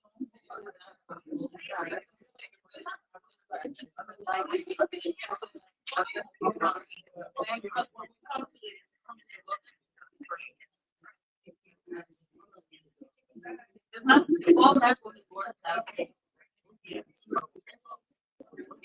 No, you're part of the society because it's not financial.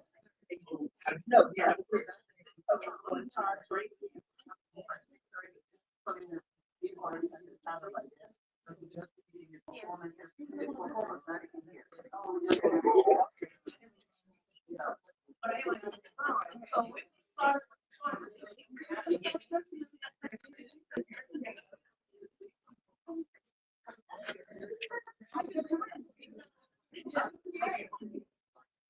Yeah. I know.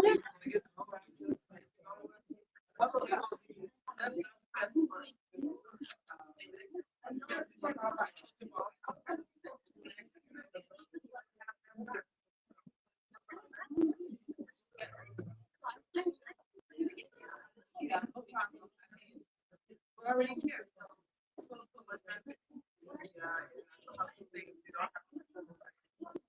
The key thing is that you have to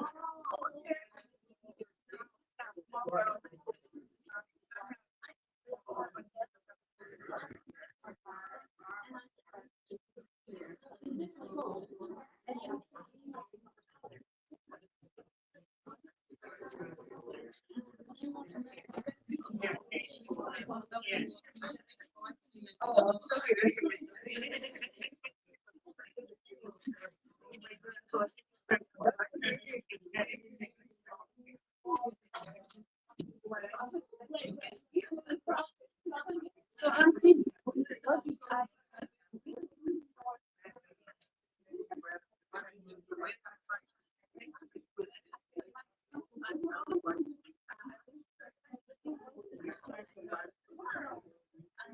what do I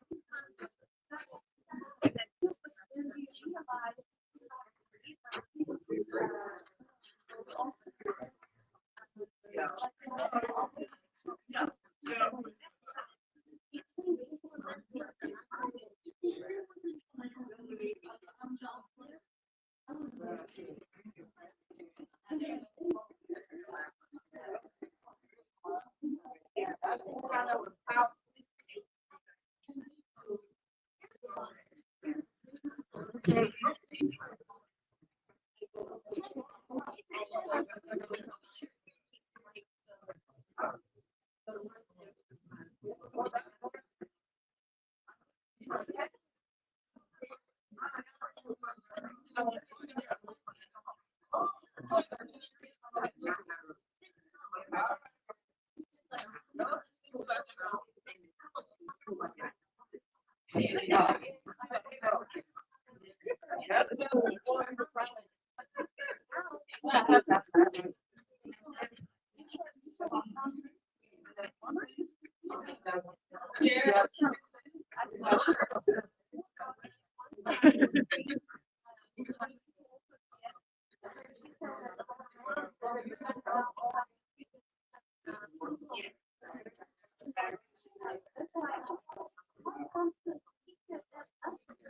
people, who will start in 10 minutes?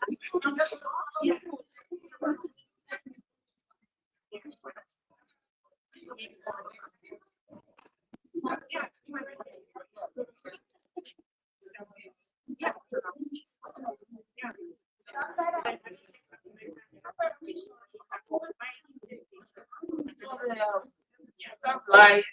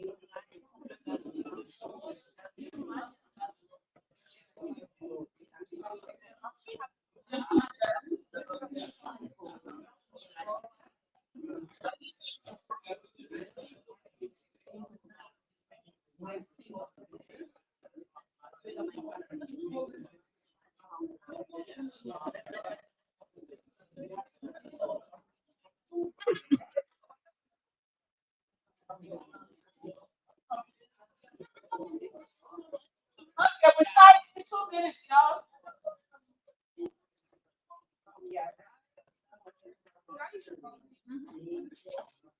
That's for my, this is for you.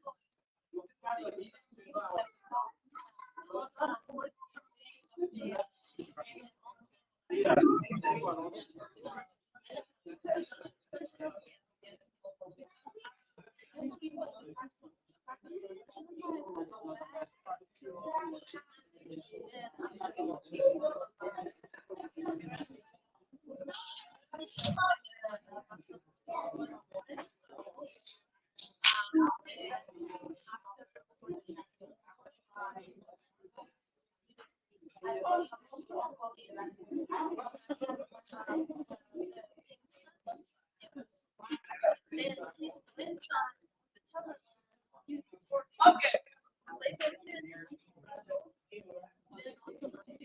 It's time to start.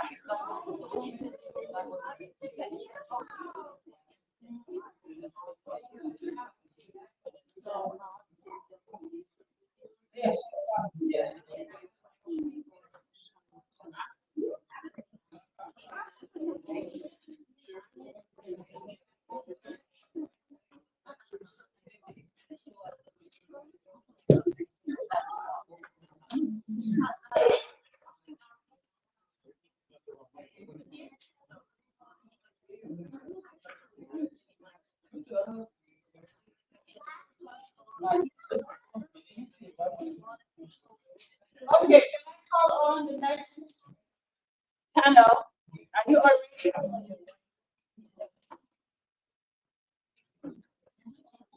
Okay. Thank you, everyone. The first panel was a bomb. We are now moving to the next. We are going to talk about money. Who likes to talk about money? But you have on your table, but that's the interesting thing. When we are selling stuff, we want to talk about money, right? When we are not selling stuff, we don't want to talk about money. So on your tables, you have a piece of paper there with questions. What we want you to do is to basically look through those questions, and as a group on the table, decide to just pick one of those questions that you will discuss, and we will come back to it. It's right there. It's right on the table. No, not that. Okay, you all need to move your up to the table because these tables don't have it. So the questions on the paper, just discuss one of those. Before we wrap up the panel, we're going to have folks just say a few things about that.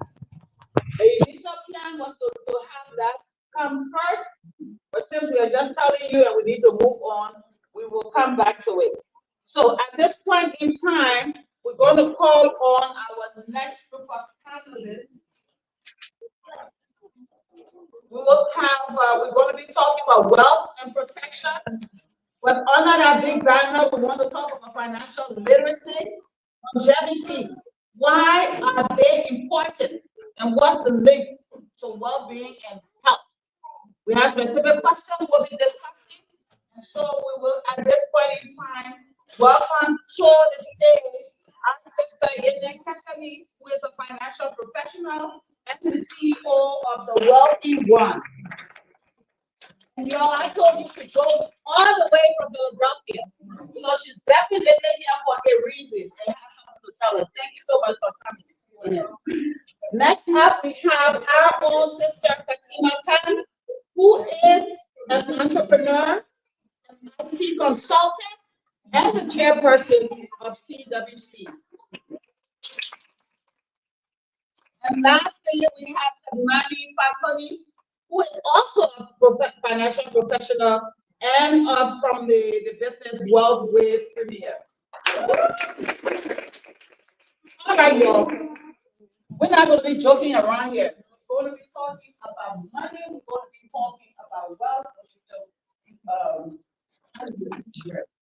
We're going to be talking about money. We're going to be talking about wealth. And so thank you again, all of you, for taking up the time to basically So, yeah, I don't need it. So basically, come with stuff to talk about. Today, before we start off, I just want each of you, like we did with the first panel, I don't want to be the one introducing you beyond what I've already mentioned. Tell us briefly who you are, what you do, and why you do what you do. We'll start with you. You already introduced us. So we can just move into the session. Just go through that. Okay. Can everyone hear me? Yes. Well, still good afternoon. My name is Yana Cassidy. I'm an immigrant from Liberia, West Africa. I've been here over 16 years now. I am a nurse. My background is nursing. I came to America as a nurse, and I work in the health industry. And I transitioned to the financial industry because of everything that I've seen in this country. I came to this country with a lot of culture shock. We're talking about culture, and I've seen poverty. I've seen a lot of poverty. I've experienced poverty, and my eagerness to learn and protect my family transitioned me into this industry. So it has been a challenge, but the more I learn, I realize that it is critical for us immigrants. Everything we discuss in financial literacy is critical. It's not something like when I feel like because poverty is a huge disease. I came from it in Africa and I came America, even with the Americans that are here. So many people are living in poverty, they just don't realize they are living in poverty. They are just comfortably living in poverty. And that's what I realized that it is due to the lack of education. And the way I entered this world and how I met this world is not my fault. But I don't want to leave this world like that for my kids. So that's how I transitioned to this. And I'm happy to share some knowledge that I have acquired that could help. And my goal is to protect our community. No family left behind when it comes to financial literacy. It's very critical. And that is it about me. I have two beautiful kids. And that's it. And one of them is called John. Every time I call her, she's screaming, John, John, John, John, John. Thank you for coming in there. All right, Fatima. So my name is Fatima, and the reason why I'm part of this panel is not only did I start my career in banking and finance, but also I am going to repeat it again. It's important for me to bring education to our household. So my portion is going to be family finances and financial literacy for children, because again, we need to instill those good habits into our children so they can grow with it and pass it on to the next generation. Thank you. All right, over to you. Thank you, Lindora, for inviting me on this panel to share my perspective. And I was, introduced to Lindora by my friend Marcel, and we've been friends for the past 8 years. And one of the things that I've recently started working on was getting into the finance industry, even though my husband has been a financial advisor for the past 8 years. And it didn't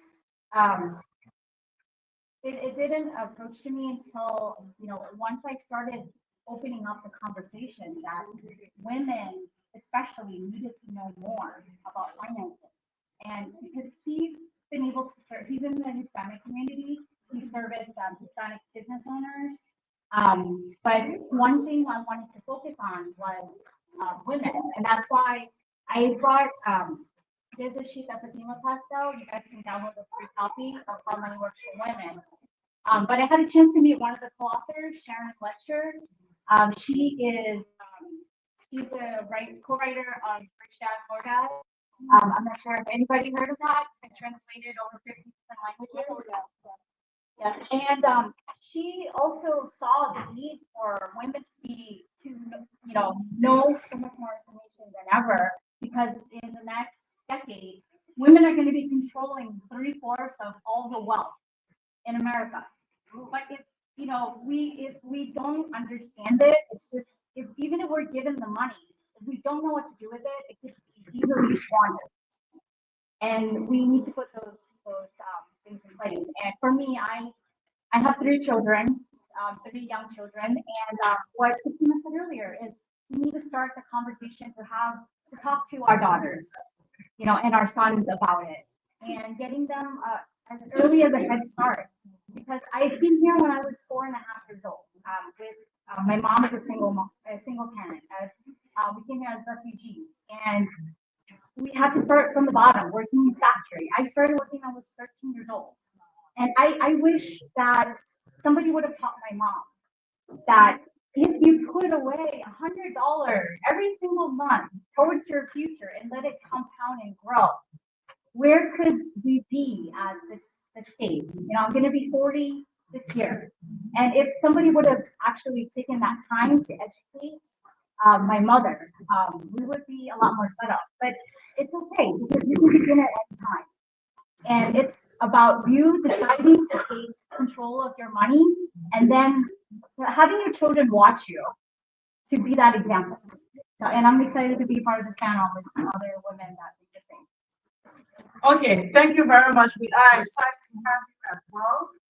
Like I said, we have questions on the table. We had asked everybody for a table to discuss the questions and then share with us what's on their mind or what questions they discuss and what they want us to talk about. We wanted to start with that. I'm not sure if every table have gone through those questions and if they are ready to share.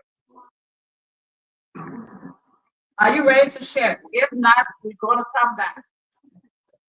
All right. So, financial literacy and longevity. We're talking about wealth, and most times when we talk about wealth, everybody thinks money.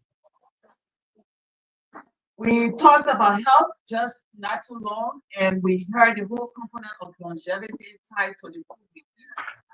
And now this time around, we're going to be talking about longevity tied to our money. Why is it important for us to talk about money? What is the problem tied to it? I've heard so many times that people don't want to talk about money in their family. In my family, I'm also a financial professional. And every time I learn something and I go back to my family to talk about it, I know, for example, when they first started, it was kind of uneasy even during my teaching moments, where every time I went to session, it was money, money, money, money, money. But culturally, we don't talk about money, money, money, money the way we talk about it when we go to the education space. Why is it important for us to talk about financial literacy, for us to talk about money in our professional lives? Why is it important, Fatima, for our children to hear and learn about those things? Why is it important that women overall learn? You already mentioned, like, for example, in a decade, women will be taking over. We outlive men. Women outlive men. And the thing is, as the men go and we stay, there's a lot of wealth. And like Padmani said, if we don't know how to manage it, we're going to squander it. Why do you think it is important now for us to start talking about those things? So let's go with that flow. Why is it important? Just let us know here. Okay. So this question is three groups. I'll start with asking that question. When you are building a house, where do you start from? Foundation. Why? Longevity, right? For core foundation. It's the same with money. It's the same with finances. Foundation is very important. The reason we are where we are is because we did not have the foundation.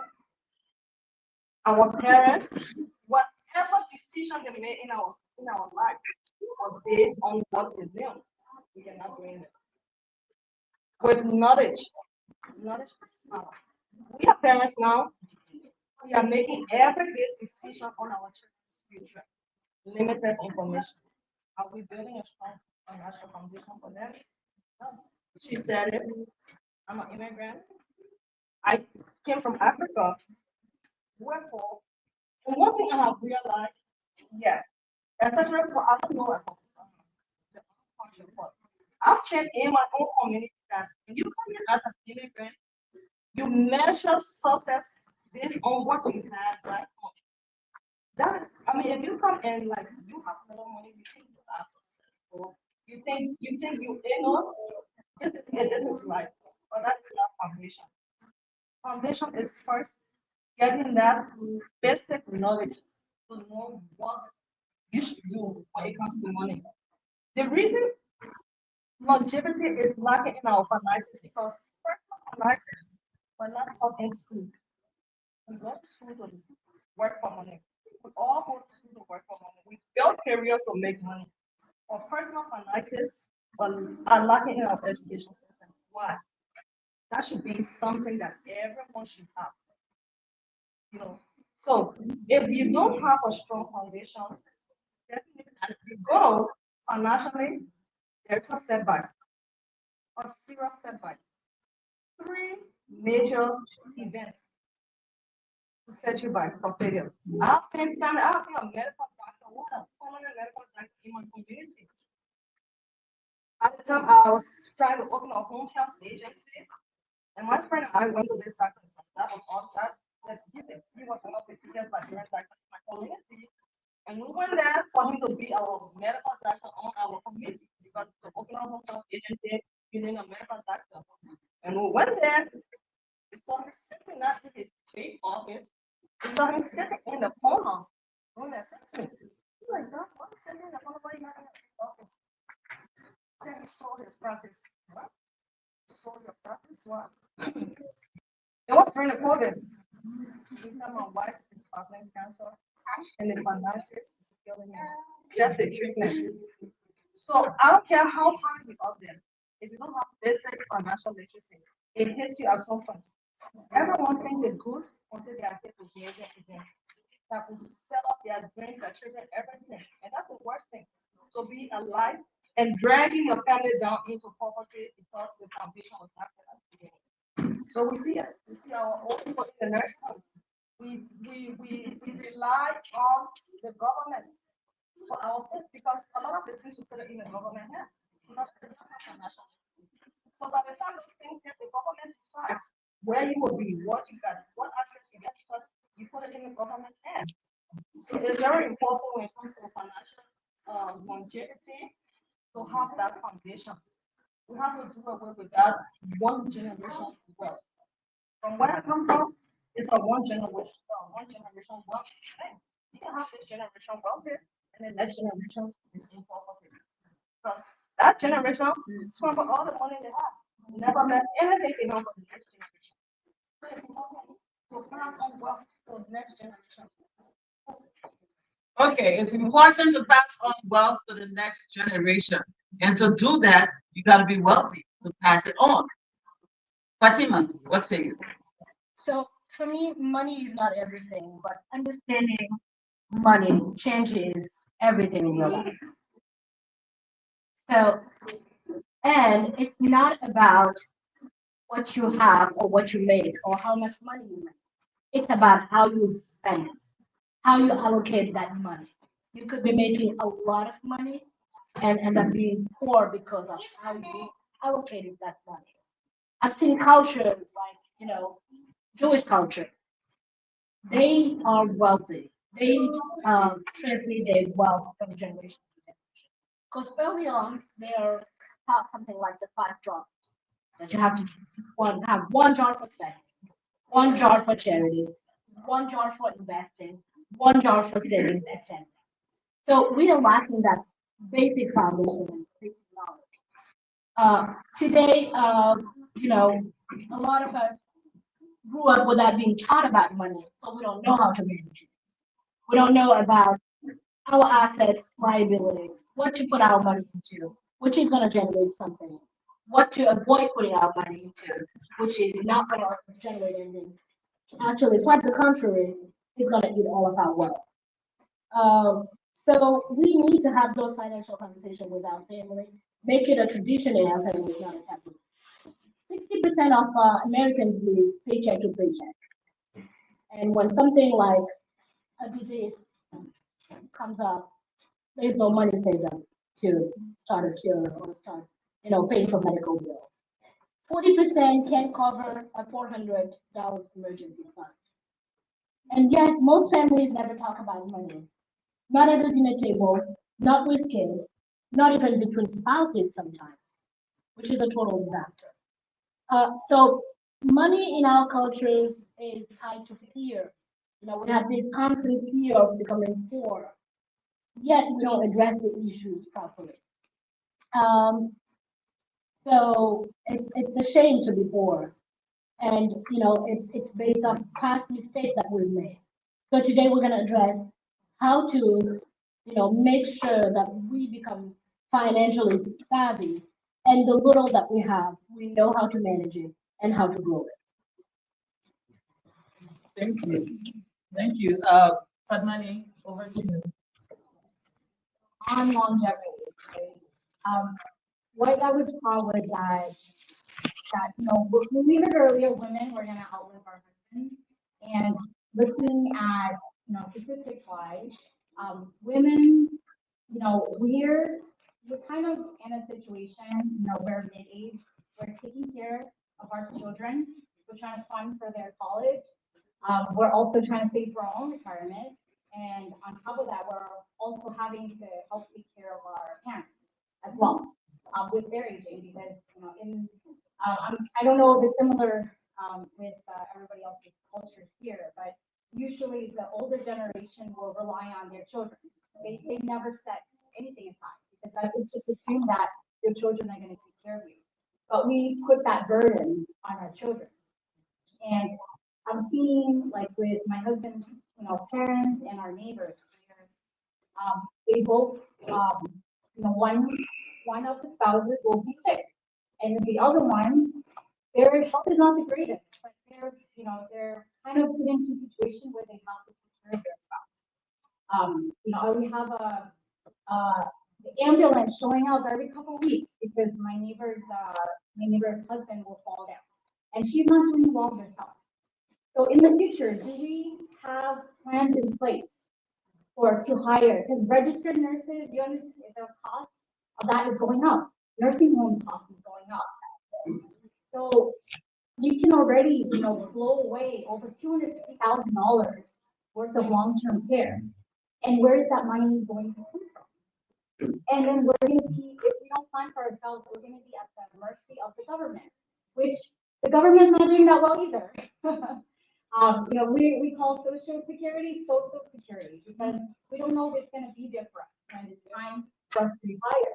And we can't depend on the government to take care of us.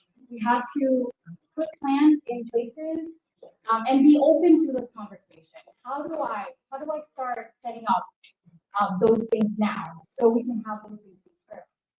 And when you have a plan in place, you actually live longer. That's an actual study.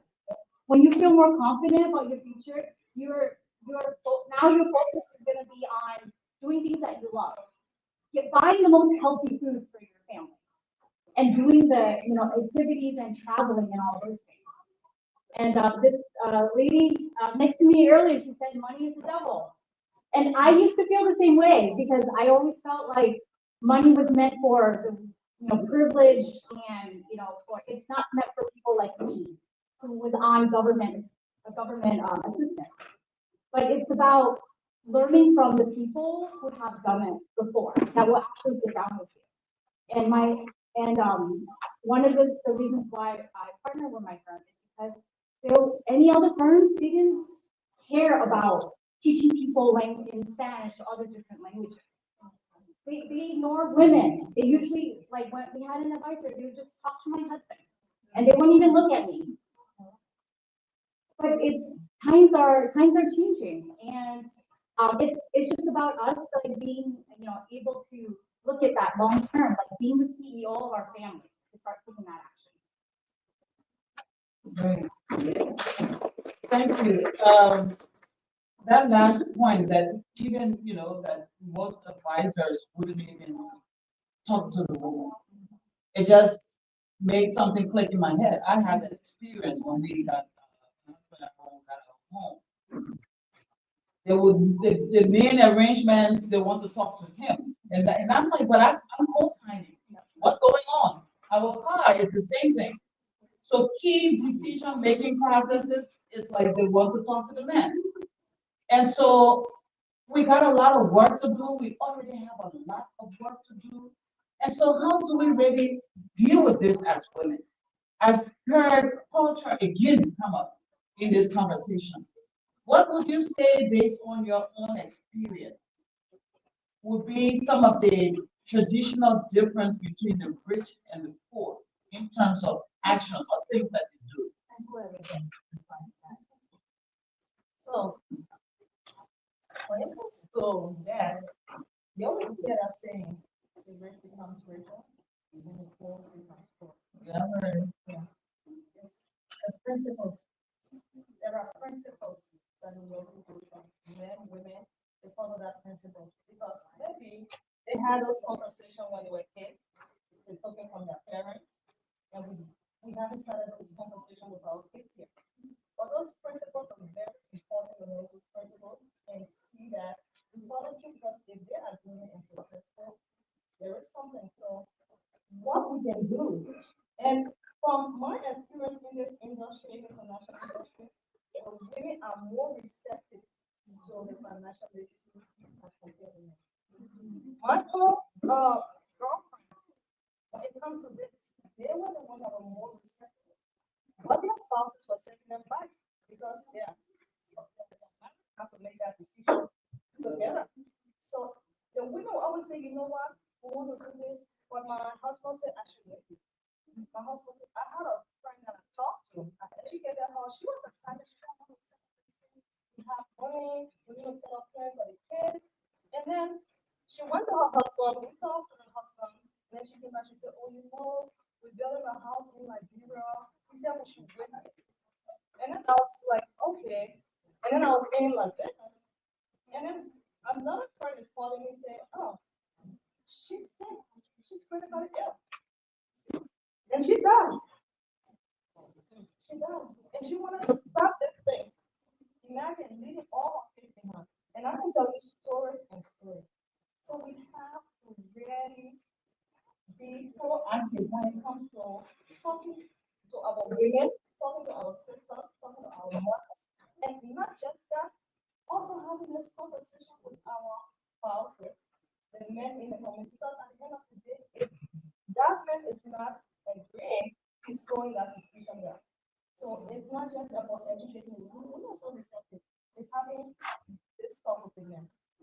Why it is important? It's having that conversation because they gonna have a setback if we don't have if we don't involve them, in this conversation.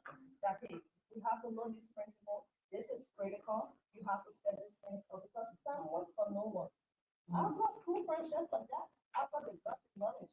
Another lady in Connecticut died with lots of children. I mean, she died with the baby in her belly.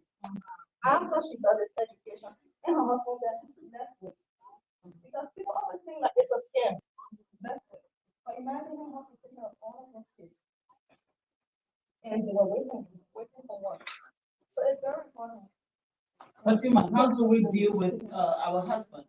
Yes. So that's to answer your question. So first of all, the way that we have to deal with this, so the financial advisors look at us as people who they're talking to is to come to the table prepared. You come to the table, you've done your homework when you're talking to a financial advisor. Once you come and start engaging, asking the right questions, the dynamic is going to shift from looking at your husband and you're like, oh, this lady knows what she's talking about. Let's talk, you know. And some of us, like myself, are lucky that the husband recognizes what you're good at and lets you deal with it. I can make a financial decision with my husband without my husband saying anything because he trusts me. And I have instilled those values to my children where at 8 or 9 years old, Amy was involved in our main decisions. She would sit at the table. She's not here, but she can. Amy, where are you? Don't hide. She can attest to that when we're making a major decision. family, our children are on the table. You know, children are not like, they're intelligent. They know logic. You know, if you grow up in a household where we talk about budget, we don't do a lot of that in our household as immigrants. Budget. This is the budget. You know, we have to stick to the budget. And for our budget, this is what's included. We have a little budget for extra. When the extra comes, we have something set to the side. In my household, we try to live on one income. The other income is for extra. That got us to pay off our house in 2 years. Got us to investing in real estate and be able to have some kind of wealth. And wealth in this case for me is not just the money. Wealth for me is also the education you give your children. I mean, even if I would be dying and I would give whatever I have to charity, I know that I've equipped my children to where they're going to go out there and make their own wealth. We don't need to inherit money. We don't need to inherit houses. We need to inherit knowledge that's going to guide us to go and get it ourselves. That's Amy, there you go.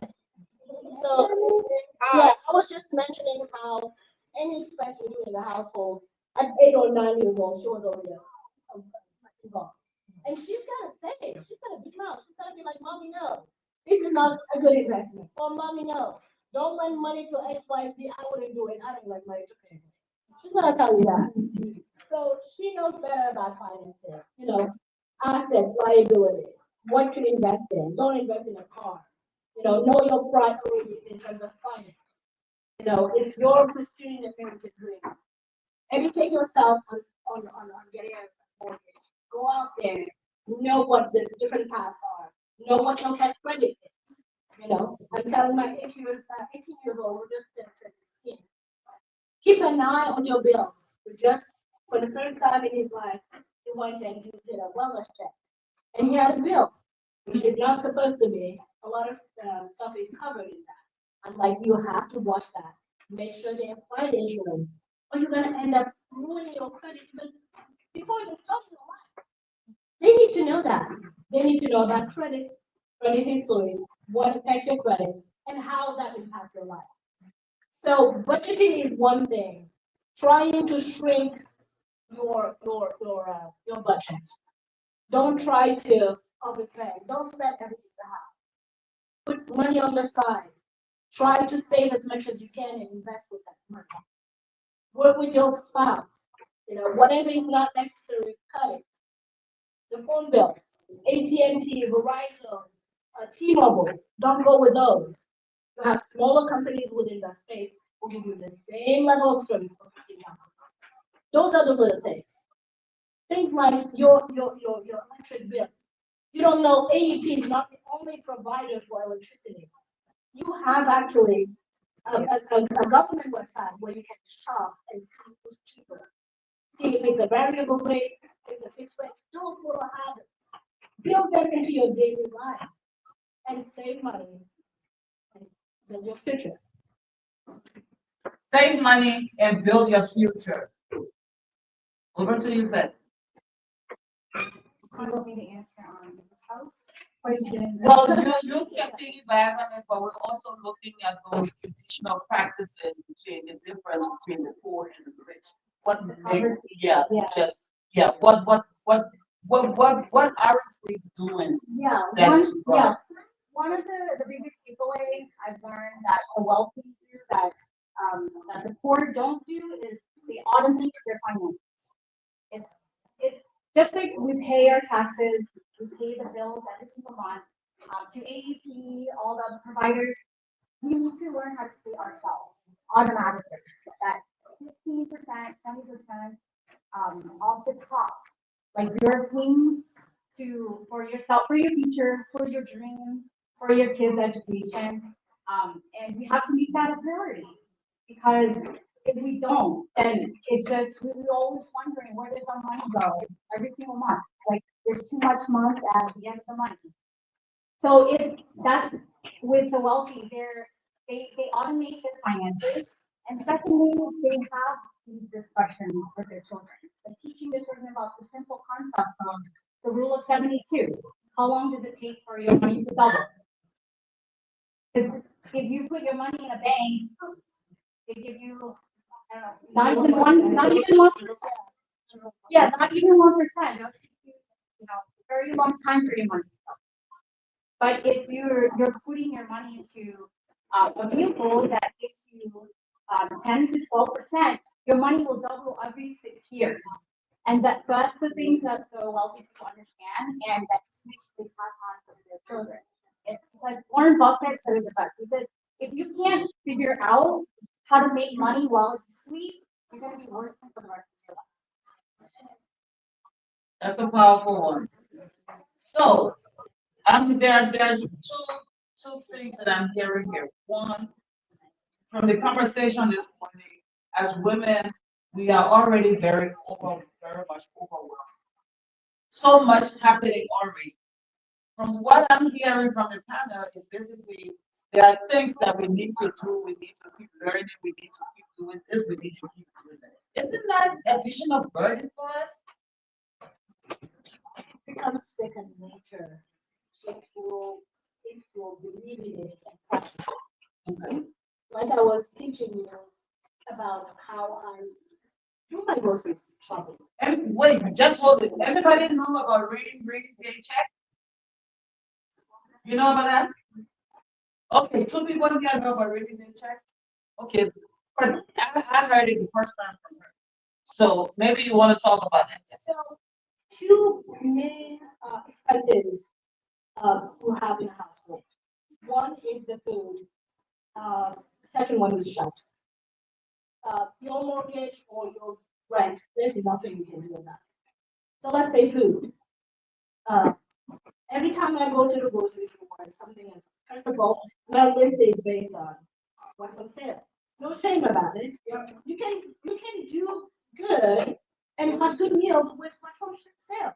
It could be the knockoff bread. It could be they're all made from the same manufacturing facility. It's just the name. I will not take Kellogg's versus the other brand just because it's Kellogg's. If it's the same quality, I will take the knockoff bread. That's number one. Second, you go to a grocery store, you can base your recipes, your menu off of what's on sale. Third, when you go to a grocery store, make sure you watch when there's low stock of something that's on sale. Because guess what? You get a rate check. You get a rate check. At some point, you could get up to 12 times the quantity of that thing as a rate check. For a whole entire year, I will have chicken on sale. I will not buy that at full price because what? Because I have a rate check. And guess what? When I get this rate check, I don't go out there and tell them, give me 12 packs of chicken. I don't have space for that. I say, give me 2 or 3 or 4, and then make me another rate check for the remaining 6. That's it. Couponing, rate checks, looking at what's on sale in your area. I'm working in my area. I have a program. I have a minor. I have child labor. That's how I organize myself. I don't spend that much money. And I made my own meals, and I saved a ton of money on that. So, price nothing, but no, not anymore. Walmart is not anymore. Yeah. Okay, I think Amy wants to reach out to you. But Seth, tell us about the book. This one is specifically catered towards women, common works for women, take control or lose it. And it walks women through every step of the stage of our life. From a college graduate, dealing with college loans, to getting married, saving for a house, a woman talking about women that have to take care of special needs child, and then for losing a spouse or going through a divorce. And then an example of a woman that has had a plan in place her entire life and how well she's set up. Yeah, so it's like I mentioned earlier, you can get a free copy if you like. We also have the next how many works for the next generation as well, for ages 18 to 30. And, financial literacy should be taught in high schools. It should be a requirement to graduate, but it's not, unfortunately. And it's designed that way because the government wants to keep people very ignorant and dependent. So it's because people could be more easily controlled that way. But once you understand that rich people, they play by a different set of rules in life. And we can just focus on, why we don't have this, or how we're behind and all of that. But if we start shifting our perspective and think outside the box and just deciding, I'm going to be the first one in my community to make a change. I'm going to be the first millionaire in my family, and affect, change our entire family tree, like how it's going forward. It's a decision, and one of for all the people that I'm mentoring now, I tell them it's education. You got to start off with reading. And there's so much misinformation on TikTok and Instagram and everything. But you have to understand most people are trying to sell something. So the best way is to educate yourself. Go to the credible sources. Thank you. So, we're going to open up shortly and then wrap up this panel. I see a lot of people have left the room, but it's all good. So the book is there to give hands-on guidance in terms of what we need to do as women to be able to educate ourselves and begin changing some of our bad habits. One bad habit that I have, and Fatima knows it, I tell her that's too much work going through all that thing. I go to a store, I want something, I buy it. I'm not rich, but when I'm broke, then I go start looking for coins. So it's a bad habit. The other thing is that you talked about principles, you talk about the rules and everything. I know there are processes that we need to follow up on. So again, it's a lot we need to just be more intentional, to just push ourselves, but it's good that the issue of financial literacy, I think in Ohio recently, they have started requiring most schools to teach it. Yeah, they started requiring most schools to teach it, that nobody should graduate from high school without going through financial literacy training. My daughter, she graduated from OSU, and before, I'm sorry, from Licking Heights, before she graduated, when they came up with that rule, I saw her, kind of curriculum, and it was interesting. So if the schools are beginning to teach it, as parents, let's pay attention. Let's see what they are teaching our kids, because then we can learn those basics and then find support within the group to help each other. So let's ask our kids to teach us. It's because they are also learning a lot of things too, and sometimes we don't realize it. Yes, I see your hand. So let's entertain some questions. Yeah, I have a question. My question is that for us, I see in most of our community, a lot of us are nurses who have the professional. Before you really realize somebody is a nurse, is having searching, is having Gucci or whatever, is having all the brand, $4,000, $5,000 brand back. And when you go there, they don't have anything. No, nothing built for your children, education. I call it like growth. Like you have like a certain type of finance issue. You grow up as a children, at least growing up, you're feeling, they don't have anything. They see them driving, French they are driving Mercedes, and mostly they are holding the most expensive car. And for us, it's like competition. And it's like, how can she be holding Versace? So how can we educate our community about, how can we break this chain of what has been going on in our community? First thing I'm going to tell you, those guys who made Versace, Dior, Louis Vuitton, Yves Saint Laurent, whatnot, they don't care about that. or people looking like us. Why would I make you rich if you don't care about me? You only care about my money. Why? I'm not doing that. I want to be where you are, not contribute to you being wealthier and wealthier and looking down at me. As simple as that. I mean, the other woman has it. Who cares? You got money in your bank account instead. You know, you don't need to show it off, but you know what you know. And one day, we will see the difference between the one loading themselves into debt and the other one who actually has the finances right. And then know yourself. The Mercedes or the Range Rover doesn't make you who you are. You have to have bigger values than that. Holding a Louis Vuitton bag it's not your identity.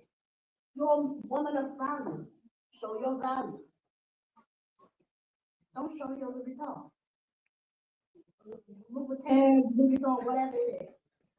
It's who you are. Present yourself as an educated woman who knows what you want and who has goals.